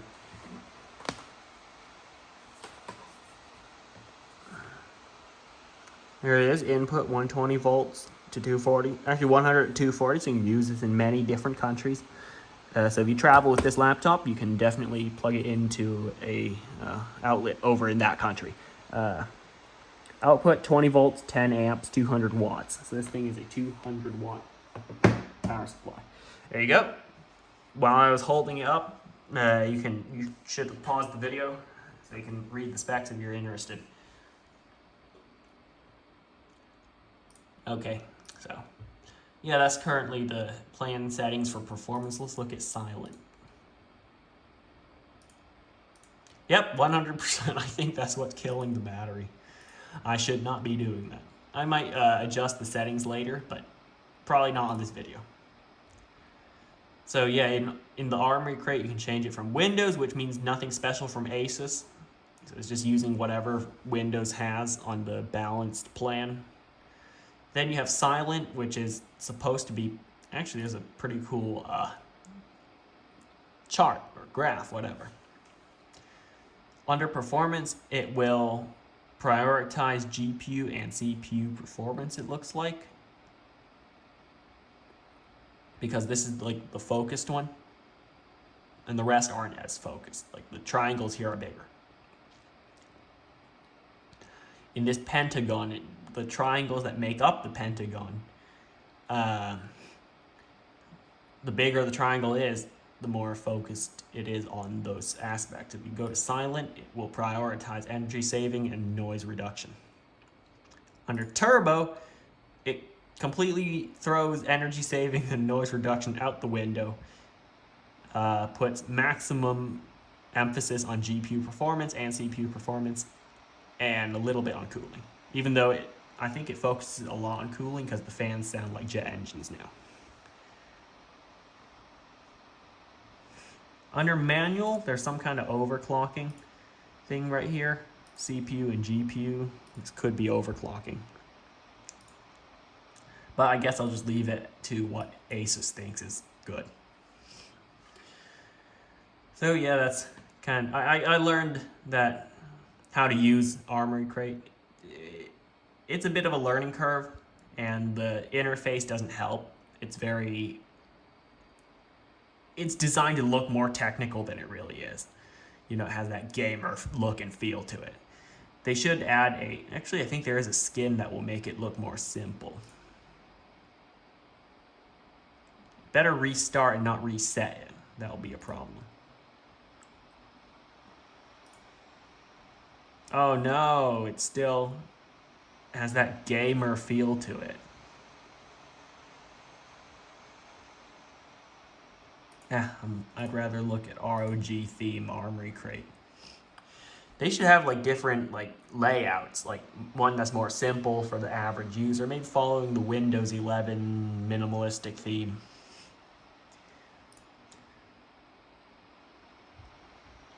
Yeah, I hope it kept all the settings. Oh, why is there only Windows mode now? That's weird. It completely got rid of performance, silent, and turbo mode. Hold on. Oh, it went back to performance. That was weird. You saw that too, right? Here are just some stats about the PC. Yes, I played that. That's the only game on this computer. Because all the modern releases, like in the past few years, don't impress me.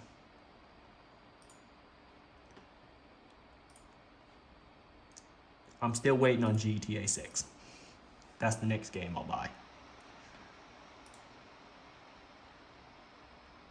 They better not be running power savings on that. I want that to be like maximum performance. I'm not going to lose FPS on that. So here you can change the lighting effects. Audio, not sure what this does. Some kind of noise cancellation thing. Changing the microphone mode. I just like it in the default mode. It sounds all right. Aura Sync. So I guess if you plug in an Asus mouse or something that has RGB on it, you can sync the mouse up with the keyboard or something. The effects, I just chose rainbow because it cycles through all the colors to show off all the colors it can produce. Some colors look really nice, like really deep, very vivid, vibrant colors, stuff like that. Game visual changes the display profile, changes the color temperature. Yeah, I just leave it on default, it's okay. Color calibration, I think it supports this thing. Oh, remember that if you've been a subscriber for a long time, you've seen me unbox the, over a year ago, I unboxed the Asus ProArt monitor. It came with that X-Rite i1, or whatever it's called. I know it's made by X-Rite, it's that display calibration tool. I never used it, because I didn't keep the monitor for that long. So, because I was still editing on a MacBook. So I didn't think I needed that monitor for what it has.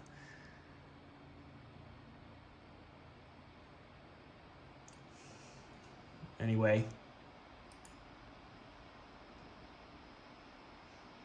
Oh, I can play it from here? Nah, I think I have to open it from Epic Games. All right, here, profiles are interesting. Windows key, you can enable and disable the Windows key. The volume, not sure why. Like, I can just change the volume. ROG key, it just opens up the Armory crate. Here's the interesting one. Here are the two important ones. Operating mode on DC. So if I unplug the charger, it's going to operate on silent. But if I plug in the charger, it'll run on performance mode.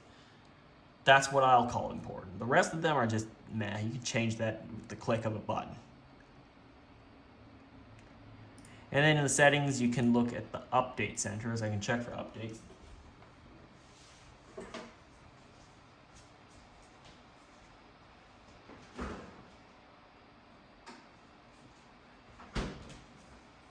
It takes a while, actually.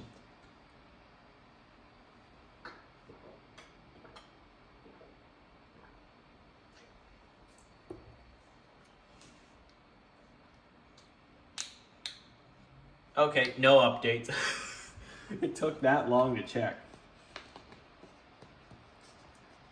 Okay. I'm not sure if I mentioned this already, but I might be repeating myself. The laptop does have a fingerprint scanner. You'll never guess where it is. It's actually the power button. The power button is also a fingerprint scanner, just like on my MacBook. So it does have a similar feel to it, but a very different feel, obviously. That's the only similarity between the two.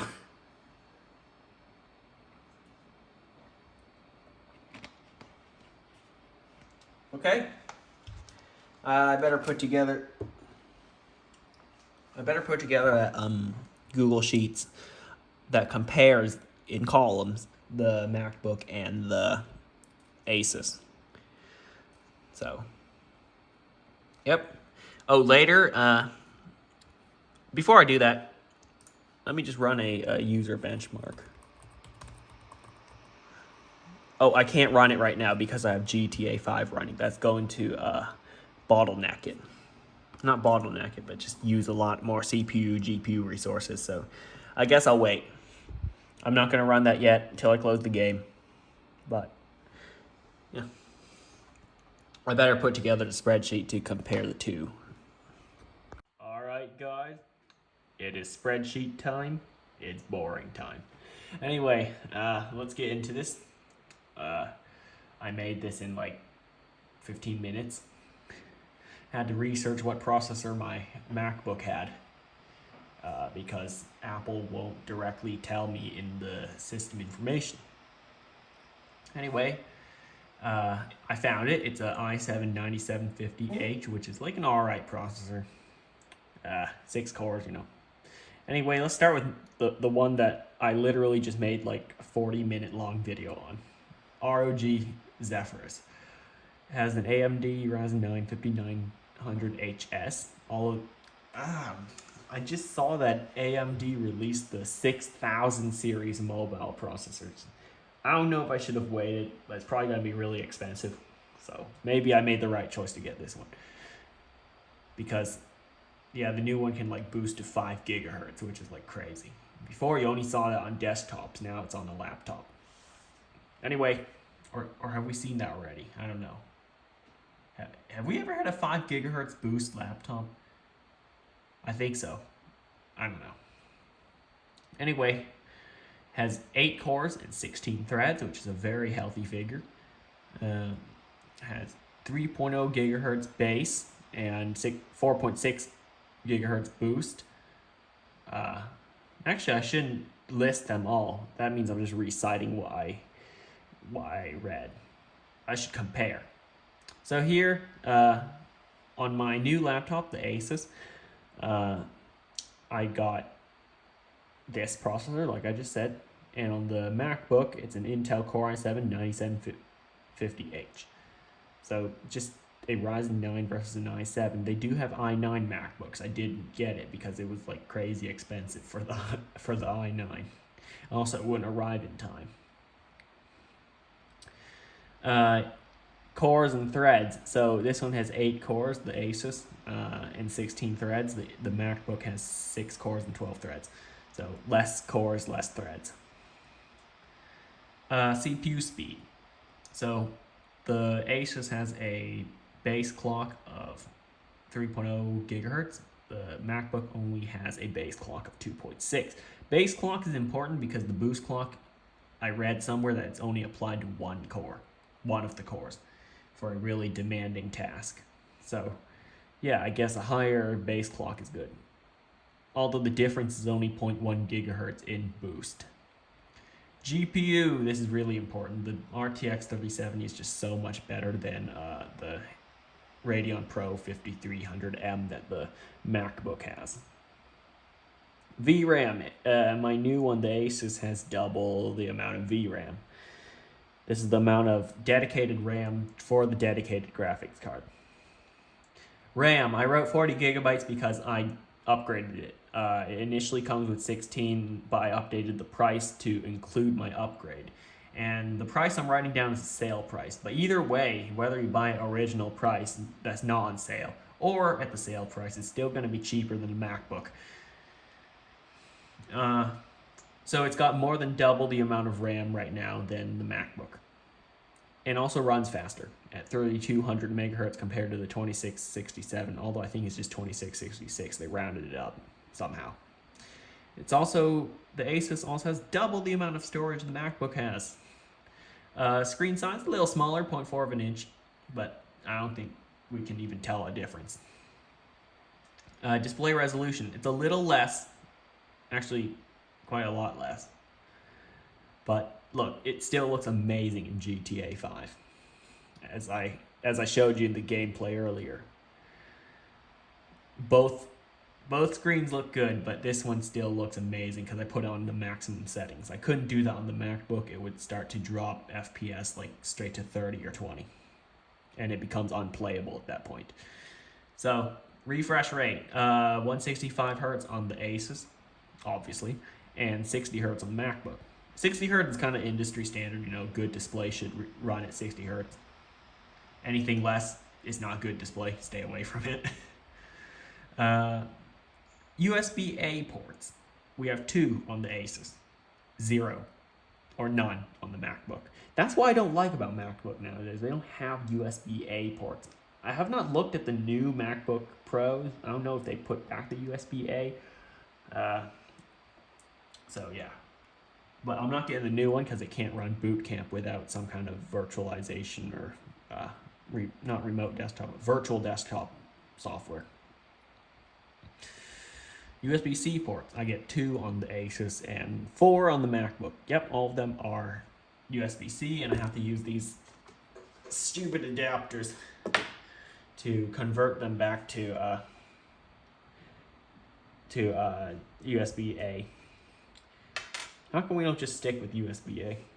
Well, I know USB-C can be plugged in both ways, but the world hasn't transitioned to it yet. We still have so many computer accessories that use USB-A.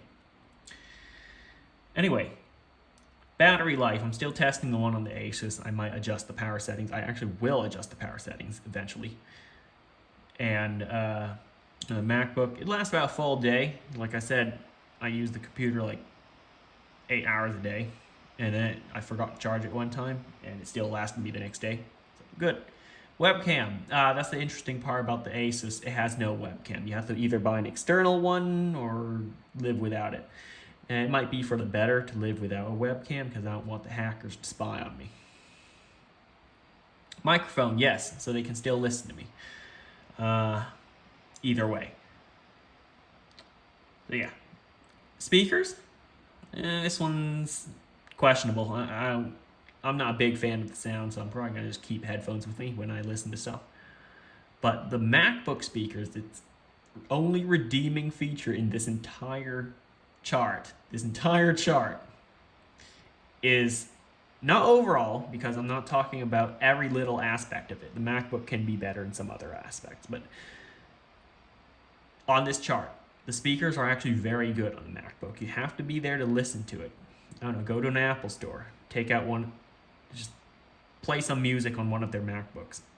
Like, they do audio very well. Apple does laptop audio Yeah, very well. I like how they sound. RGB, well, yeah, obviously on this one, on the MacBook, the keyboard only lights up in white. But at least it helps you see in the dark. Fingerprint sensor, both of them have one actually. So that's good. But the price is the big thing. Because, okay, compared to all the other computer builds I did in the past that were like crazy expensive with an unholy amount of money, this one I actually care. It's my laptop. I use it every day. It's for me, not somebody else. This one total set me back $1,845. The MacBook set me back $2,400, but this was kind of a gift. The MacBook, let's just say it was a gift. This one I actually thought really hard about it before I bought it. The Asus, the one I'm actually filming right now. In total, with the upgrade, the RAM upgrade, $1,845 versus $2,400. That's a lot of money for something with so much less power. Its only advantage is its proprietary operating system. You're not paying for the hardware, you're paying for the operating system. Here it has a very good operating system, the most popular in the world, in fact, Windows. And it can actually do more, like it can run games and stuff. And a lot more stuff. Like pretty much everything you can do on the Mac, except for a few things, proprietary software. Everything you can do on the Mac, but more. Excluding the proprietary software. I'm looking at you, iMovie. It's a pretty good video editor. I liked it. It was a good beginner software when I just started doing YouTube. I was using iMovie. At least on my old channels. The previous ones before this. I wish I can recover those videos and re-upload them. But I guess that's not happening. Anyway, yeah, I started out with iMovie. And it was good, but now I've kind of moved on to DaVinci Resolve, which is more advanced. Slightly more. A lot more, actually. It was, at first, kind of difficult to learn, but I got the hang of it now. Anyway, it is a much better deal, I'll have to say, to get the Asus over the MacBook, but durability is another concern. How durable are Asus laptops? Are they built like a tank, just like the MacBook? That's what I liked about my MacBook. It's built like a tank. Like, I dropped it a couple times, I'm going to admit, while it was still in my backpack, obviously. It survived all the drops, even though, actually, let me zoom out. This is my backpack. I know I can't fit it in the entire frame, but this is where the laptop sits. There's only one piece of fabric between it and the floor. So I actually, inside, after I dropped it a couple times, inside the backpack, I put like a mostly empty paper towel roll, kind of flattened it, and stuck it at the bottom to leave as cushioning. So that if I do drop it again, it won't smash my laptop. Because how thin the fabric is at the bottom of the backpack. And also, I really do like the MacBook's aluminum build. This one's made mostly of plastic and possibly some metal. Definitely metal in the back of the display. Possibly some metal in the bottom of the case. I think it is metal. Or at least metal and plastic. I don't know what it's made of, but it's alright for now. So 2 advantages I can highlight in the MacBook. Proprietary software, the speakers, and the build quality. However, the Asus wins everything in terms of power. So I'm not sure if I have another segment to add. I'll use it for a couple more days, then give one final report, one final opinion on this laptop before I wrap up the video. So, see you in a couple days.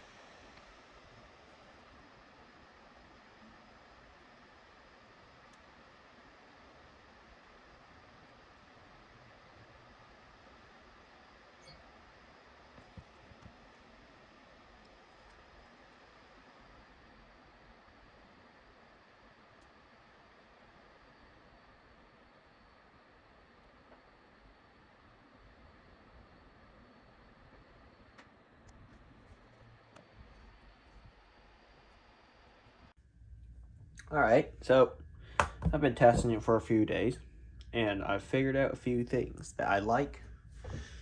Actually, just a few things it can do, really, and some things I've changed. So, the power plan. There was a list of things that I wrote down I wanted to make this segment about. I lost that piece of paper, and I'm not even sure if I actually wrote it down. It was 2 or 3 days ago. 2 days ago, I think? Whatever. Anyway, I forgot where it is, so I'm just going to base it off my memory. If there's anything else I need to add, I will add it in after this clip. So number 1 is the headphone jack. It is powerful enough to power 80 ohm headphones, although I will still probably buy a headphone amplifier, a portable one, that will connect over USB-C. For example, I already owned a FiiO K5 Pro. I'm going to also probably buy the FiiO E10K TC, which means, I think, Type C. It's like $80 on Amazon or $70. Can't remember. I thought it was 75. I don't know. Yeah, for my headphones. Well, yes, it can power it and drive it to considerable volume. Not like my K5 would, but since I'm going to use it on the go, I can't have a power supply being dragged around along with the charger. Right?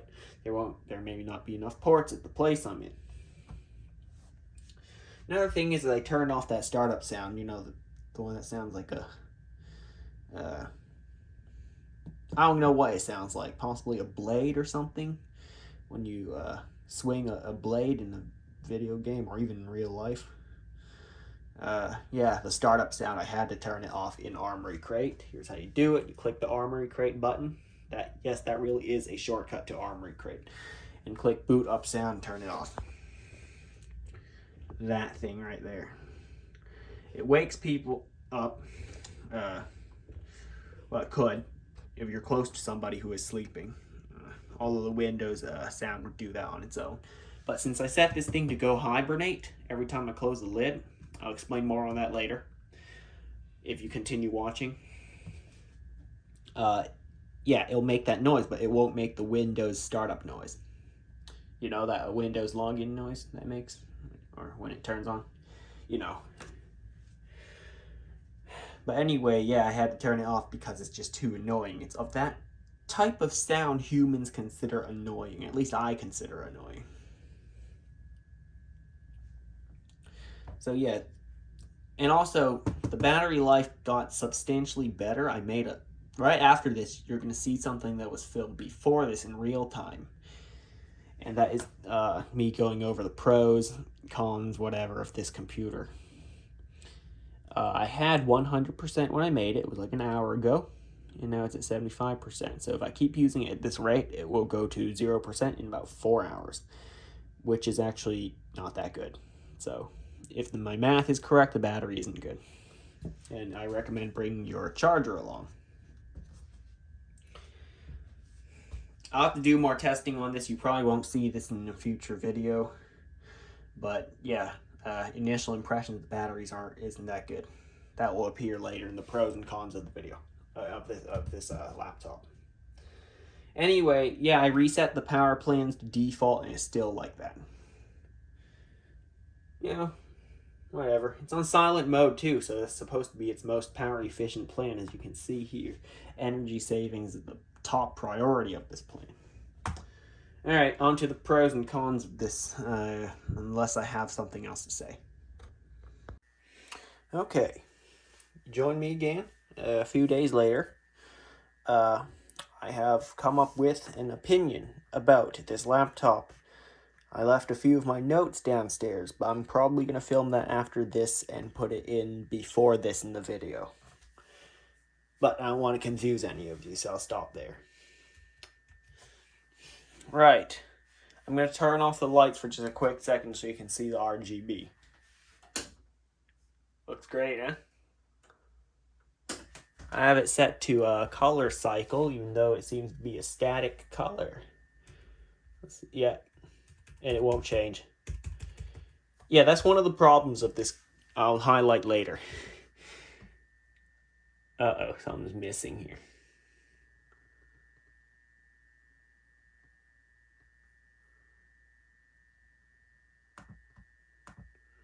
Yeah.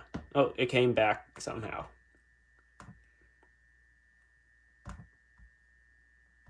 And I didn't set to strobing. I set it to rainbow. So I can go through all 16.8 million whatever colors they have. Okay, I'll highlight that issue later. Anyway, we have a lot of pros of this computer. It's very powerful for its price. Something of this power would usually cost at least $2,200, at least in what I've seen, for a Ryzen 9 and a RTX 3070. It doesn't include the upgrade for RAM, so it might come with 32 gigabytes of RAM, could come with 16, usually 32 or 16 is considered good enough for gaming, like just running one game at a time, but I need more than that, because if I want to run a lot of things, including a game, at the same time, there will be need for more. Anyway, yeah, very powerful for its price. It also looks great, right? I complimented how it looks before. It screams gamer, that's for sure. And I like the RGB when it works. It just stopped. Okay, it's working again. I guess if you leave it sit for a little bit, it'll turn off so it can save a little bit of energy when it's on battery mode. I don't know. And just the overall aesthetic of this computer, it looks good. Definitely looks like a gaming computer. I'm not sure where this design even came from. All these kind of jagged edges and right angles and stuff like that. But I like it. Can't complain. Possibly inspired by the looks of something you'll find inside a video game. Possibly an object you can pick up in a game. Or, yeah, something like that. I don't know. It's relatively lightweight. Much lighter than my MacBook. I haven't put it on a scale yet. But you can probably find that on Best Buy or something, because I'll be linking that in the description. Now, another good thing about this is the USB-A port. There are only 2 of them, I know, but that's more than enough. That's more than my MacBook offers, because I don't feel that we're ready as consumers, to throw away all USB Type-A devices and switch all the way to Type-C. Some may disagree with that. I just feel that too many devices nowadays still have Type-A, especially desktop computer motherboards. They only have 1 or 2 at most Type-C ports. Then you can buy those expansion cards with Type-C ports, but there's usually only 1 or 2 again on those expansion cards, and it uses up a valuable PCIe slot. That is talking about desktop computer motherboards. That's kind of away from this subject, the laptop. Anyway, it has full-size ports, HDMI, Ethernet, and headphone jack. But there is no full-size SD card slot. They put in a micro SD card slot, but they could have done a full-size SD card slot and just had an adapter in there at all times that you can easily stick in a micro SD, So in case your camera has a full-size full-size SD card slot, you can just, read the files off of it. But I don't, I film with my iPhone, so I really don't care. And if I have a camera, if I had to read something off a camera, I'll just probably come home and use an adapter that I have in my drawer. Anyway, it has some USB-C ports, so that's good. A little bit of both until we're ready, at least I'm ready, to switch completely over to Type-C. That will probably be in a long time. I grew up with USB Type-A. Alright, no webcam. That's good, for me at least, for privacy. Don't want the hackers to be watching me through the camera. But it may be a con, like I said here, for people who socialize. I don't really socialize with other humans, other people out there, especially over video. I'd rather meet them in person and, sit down at a coffee shop or something and speak, or just anywhere, because I feel that a conversation is better delivered in person, so that anything in their surroundings is not a distraction. They're in the same place. They can't just cut the call off and stuff like that. Anyway, going off topic. What I consider the category is stuff that I'm not so sure about, but it's okay, or questionable stuff. That's what I should say. The keyboard feel is interesting. The keys are good, but they feel just a touch too mushy. That's what I'll say. They don't feel like there's no feedback, but it's just not enough to my liking. There are some laptops out there. I'm going to name one, the Dell Alienware, that offers a mechanical keyboard on a laptop. I normally see mechanical keyboards on desktop computers. I own 2 or 3 mechanical keyboards scattered around my house. Only one of them is being used with my iMac Desk Keyboard Professional 4.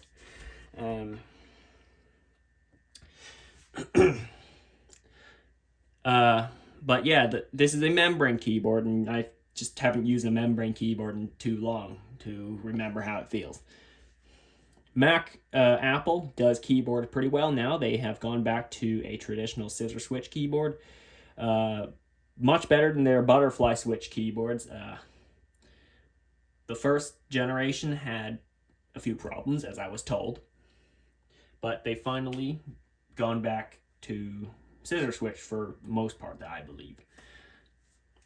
Well, my new MacBook has the scissor switch keyboard, so I like that one. It's pretty good. Although they should consider mechanical keyboards of like clicky, linear, and tactile. Touchpad feel for this laptop, not the MacBooks. It's just okay. It's not great. The touchpad doesn't feel plasticky. It probably has like a glass layer on top. That's good. But however, when you click it is the interesting part. It feels very. Just take a listen. Just take a listen as I click it. There's the touchpad. I hope the mic will pick this up.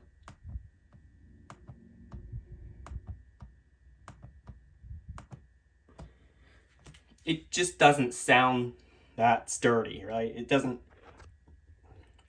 sound like it's like well built, you know? Unlike my MacBook, which has that haptic feedback touchpad. Really cool. I like it. I wish more laptops could adopt that technology. But guess not. And that's fine, as long as it continues clicking for years to come.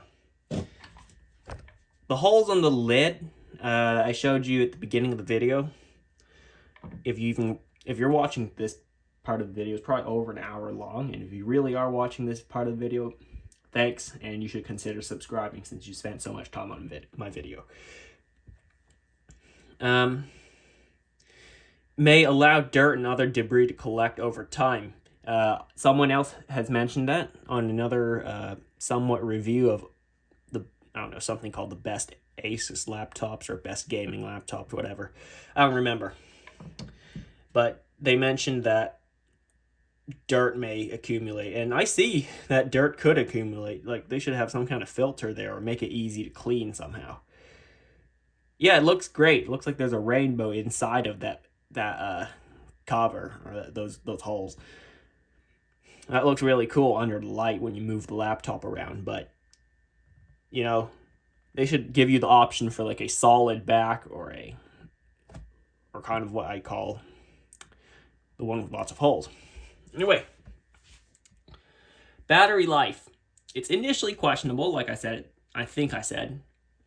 because ignore what I said about it only lasting 30 minutes. It is the power settings that I changed, so I just reset them to default, and it's going really well. Right now, I have 99% remaining, and I was speaking for, 10 minutes?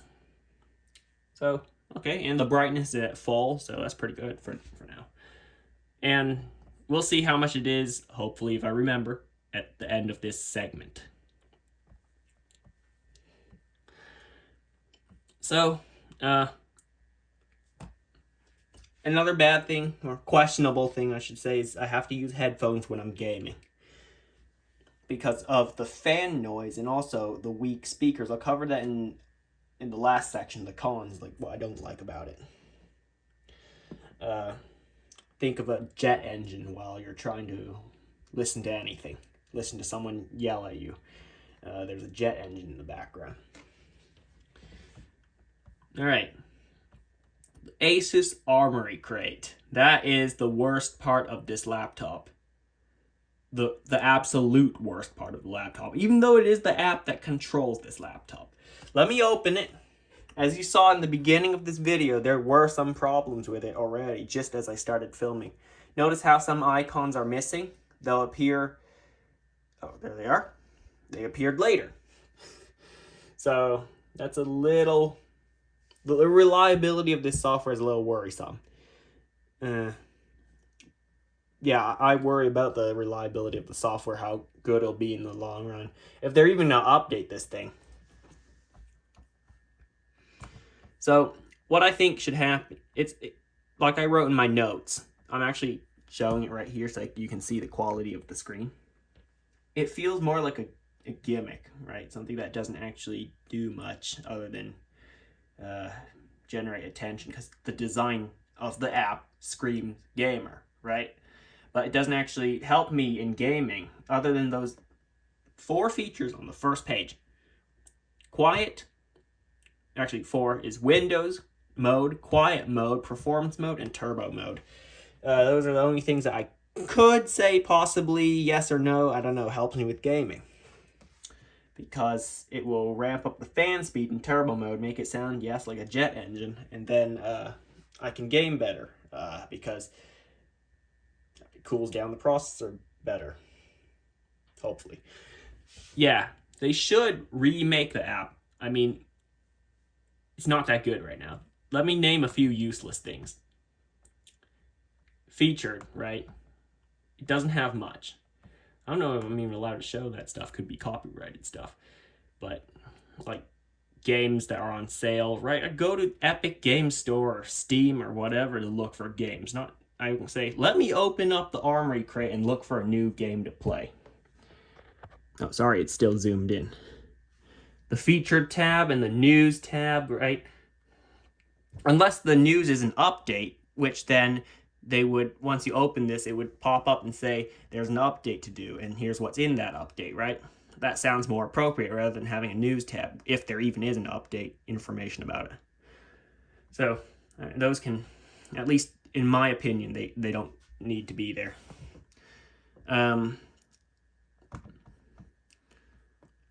The theme. That's a big thing for me. Some of you out there watching may be a big fan of the theme. You may love it, but I personally don't. Even in the Asus Armory Crate, the regular one, it still screams gamer. Do I want to restart? Whatever. Let's restart it. See, look. All the designs still say, this is a gaming laptop. Oh, I just realized this tachometer looking thing. Yeah, it looks like a car tachometer that tells you the revs of the engine. This bottom dial, needle actually, whatever, doesn't do anything. This is reading the clock speed, 3200 megahertz. Hold on. Is this? Yeah, CPU. 3096. 27, whatever. So only this top needle is actually doing something, telling you the clock speed. This bottom one's all for design. What they need to do is make a more minimalistic, simplified theme. I'm just keeping the ROG theme because I got more used to it. And I also like the multicolored stuff. But I don't necessarily like it to scream gamer. They should make a more minimalistic Windows settings looking theme for the people like me. And there's probably many of you out there as well who want a more simple theme for this. That don't have these dials because they're pretty much useless. This tells you the exact same thing. This is all kind of for show. It's on silent mode because I am on battery power. I told it to do that under profiles. Here I said operating mode DC, which is battery. Silent, operating mode AC, which is on when I plug it in, performance. Sounds right? So yeah, They really need to remake this app because it just doesn't seem reliable. They need to put in more reliability features. And also, I just realized it's using up quite a bit of, I don't know if 200, 300 megabytes of RAM is a lot for a background application, but I think it is. So they need to make it more light on the system and only run when it needs to. Such as when I press that key and when this window's open. And for the keyboard lighting, there should be some kind of like onboard keyboard profiles, right, for lighting. My mechanical keyboards that have light, such as my Corsair K95 Platinum, do. There are onboard profiles. At least that's what I think. There are 3, I believe. 3 onboard profiles where I don't think you need the software. Hardware lighting, that's actually what it's called for Corsair. So that means when Corsair iQ, which is their respective software, is not running, it will still display those lighting effects. They should do that here. Because that's essentially what Armored Crate does, mostly for lighting. All that's called Asus Aura Sync. Don't know how to pronounce that. This kind of controls this other stuff, so they should make it a more lightweight application to do that. Anyway, it just needs to be redone. I think I talked a bit too much of things I don't even know. All I need to say is it needs to be remade, redone, whatever. So that it can be an overall better application that makes these Asus ROG computers stand out from the rest. Because I like it. The value of this laptop is what made me get it initially. I like the fact that I can get a Ryzen 9 and an RTX 3070 for like $1,700, $1,800. But the software is what kind of, I didn't know about when I bought it. I thought, okay, the software is going to be fine. It's not going to be, how can I put it? Just like poorly made. I was hoping it'll be like, decent quality software that won't be, number 1, useless, number 2, a CPU hog and memory hog. At least that's what I saw in my my testing of it.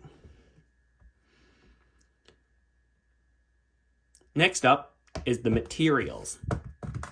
That's the stuff this laptop is made of. It feels very plasticky, like everything you touch, except for the top lid, which is metal. Everything else, the bottom, it all feels like plastic. It's all plastic. It doesn't feel like a premium device. Think my MacBook Pro, which feels, like I said, it's built like a tank. I dropped the MacBook a few times. It still works. And there's no visible signs of damage on it. So I'd say Apple did a very good job building the MacBook. That's probably why I paid so much more for it compared to this, because of its build quality and possible increase in reliability over this. So of course, when I'm using it outside, I have not gone outside for, actually I did go outside today, but I didn't take the laptop with me. It's been inside my house since I got it, since it was delivered. I will be extra careful with this one. Making sure, number 1, nobody else touches my laptop, and number 2, that I don't drop the laptop. Next thing that I am not, and I don't really like about this, is the fact there's no, it's a very small thing. I can probably clean it out once in a year, but there's no filters over the bottom fans. You saw earlier in the video, I opened up the laptop to upgrade the RAM. There were no filters over the fans, which means that dust can be pulled in. I owned a Razer Blade 14-inch a few years ago, back in 2018. And it had filters, at least I remember, over the fans. And that was good, all right? It was good that it had filters. Unfortunately, I didn't make a video on that because I didn't have my channel yet. I should have. Anyway, actually, that could have been on one of my old channels. I don't know. Wish I had made backups so I can re-upload all those. Anyway, no filters on the fans, which means dust buildup in the future.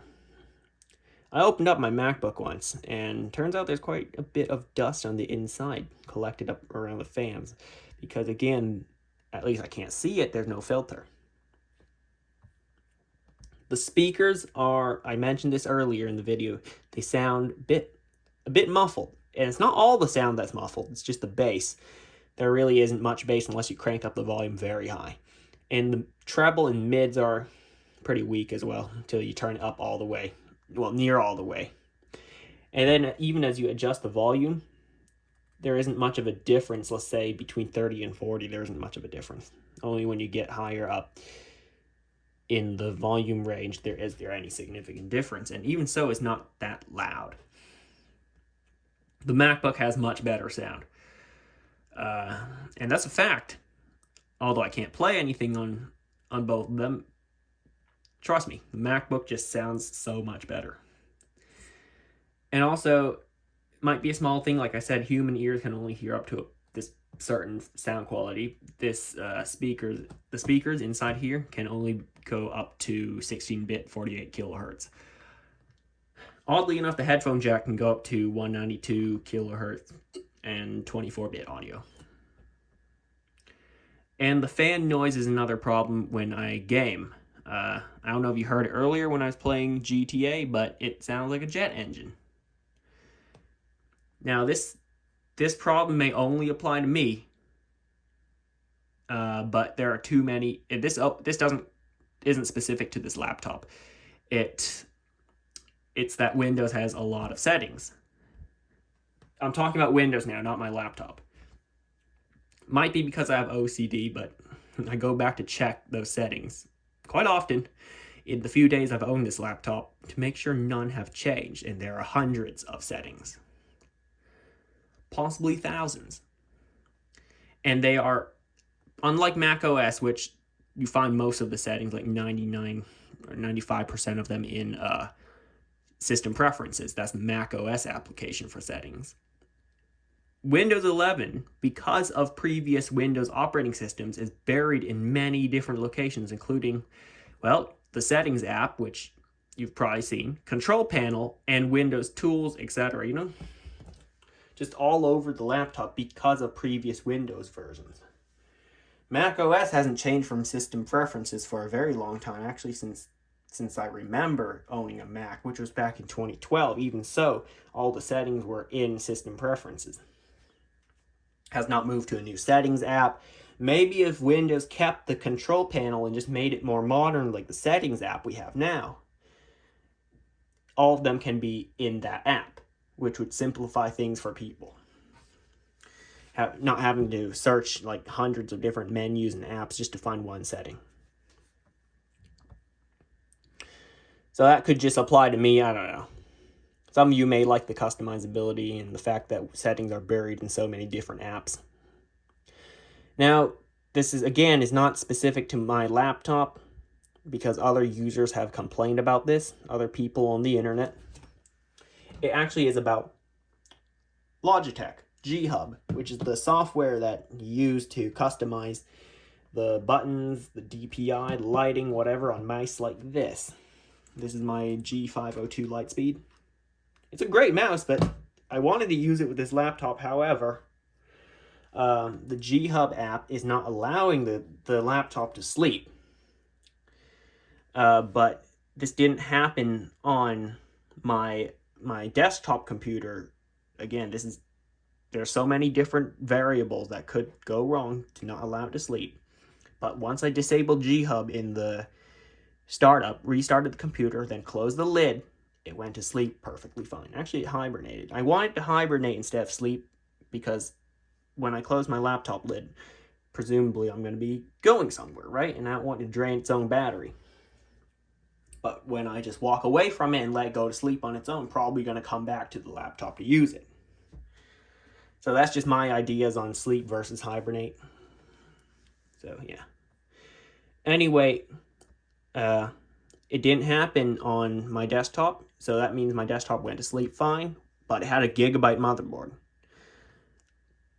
I've seen it happen on an Asus motherboard where G-Hub was running, but I haven't done any testing on it. and it refuses to sleep. So I don't know. Maybe one day. I'm not going to mention in this video whether it worked or not, because I won't have time. I'll have to edit this up soon. Whether it'll work or not if I disable G-Hub in the Asus motherboard desktop computer. Anyway, like I said, again, other G15 users have mentioned this issue on their own G15s where Logitech G-Hub does not allow the computer to sleep. So yeah, as soon as it disabled it in startup, restarted the computer, then closed the lid, it went to sleep fine.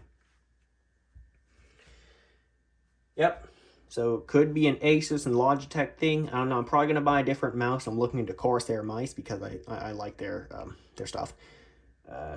Also looking into a SteelSeries mouse. But yeah, I guess I can't use Logitech with this. At least the one that doesn't require G-Hub. And all their good mice require G-Hub. All the other ones are just like consumer grade, home use mice, office use mice. Come on, I'm a gamer. I need a gaming mouse and stuff. Although I've gamed on office mice before, when I didn't have money to buy a gaming mouse. That's another story for another day. Anyway, yeah, there are things I like and don't like about this laptop, as with all things in life. Overall, it's a very good laptop, other than those few issues, especially Asus Armory Crate. If someone out there has a third-party software that can control the lighting and all the functions, but better, it can do what Armory Crate does, but better, share it with me, you know? Or if Asus can update the app to make it like 100 times better than it is now, that'll be good. That's the only biggest issue. That's why I have that as number one, because that's been frustrating me for the past few days. The plasticky material isn't that big of a deal. I've seen plastic laptops last a very long time. Speakers, fine. I have headphones. And they're good enough for watching a quick YouTube video. I've been watching YouTube videos the whole night, essentially. And I've been listening to on the speakers. So it's been fine. The fan noise isn't present unless you're gaming. The fans only turn the jet engine when you are playing a game. When you're just browsing the web, watching YouTube videos, fans are essentially silent, but just warm air comes out of the vents because that's just heat rises, you know? Heat will rise from the vents as they exit. The Windows settings, that applies to all Windows computers, so I can't really complain about this specific laptop on that. And Logitech G-Hub, I'm not sure if it's an Asus Logitech issue or if it's just Logitech's issue with every other computer part brand except Gigabyte, which I've had no issues with Asus Gigabyte software. Gigabyte Logitech compatibility. But Asus Logitech compatibility wasn't awesome in my experience. So yeah, all these, only 3 of the, let's see, 1, 2, 3, 4, only 4 of the cons on this list apply directly to this laptop or Asus products. But the rest of them, the pros definitely would outweigh the cons in my opinion. So, I guess I'll find a way to end the video soon. Because this is probably the second to the last segment in the video. I'm gonna now do what I had on that filming list of other things I want to mention on this laptop, and yeah, I'll have that segment before what you're seeing now. So overall, I think this is a good laptop with solid specs, and it is good for gaming. And other stuff. Also, I did use the laptop since like 7:44. Oh wow, that's actually like just 4 hours ago. At least that's when when I filmed one of these clips earlier at 7:44 p.m. Now it's 11:44. Yeah, it's 1144. So the battery is just about almost, well, soon going to be dead. It's at 16% right now on battery was on battery saver. So it did last about 4 hours of battery charge, which is much less than my MacBook. So I'm gonna have to adjust my opinion about the battery, and I'll say it's on the lower end, but it could be better. Maybe my power settings still aren't good. So yeah, if I were to give this laptop a rating from 1 to 10, 1 being the worst laptop I've used and 10 being the absolute best, I'd have to give this a 7 out of 10. It does a lot of things well, especially gaming. It has amazing power, a really nice looking screen. It looks great, physically, how the laptop itself looks. It's not incredibly heavy, which means I can take it places. However, specifically to this laptop, has a few smaller issues, such as the speakers, the fan noise,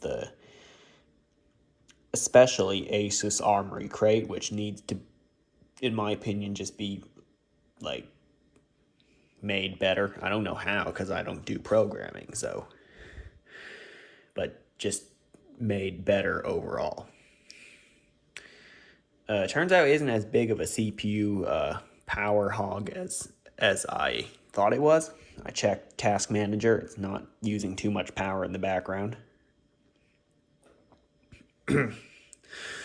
So yeah, it's a good laptop if you're willing to hope that Asus will update its built-in software.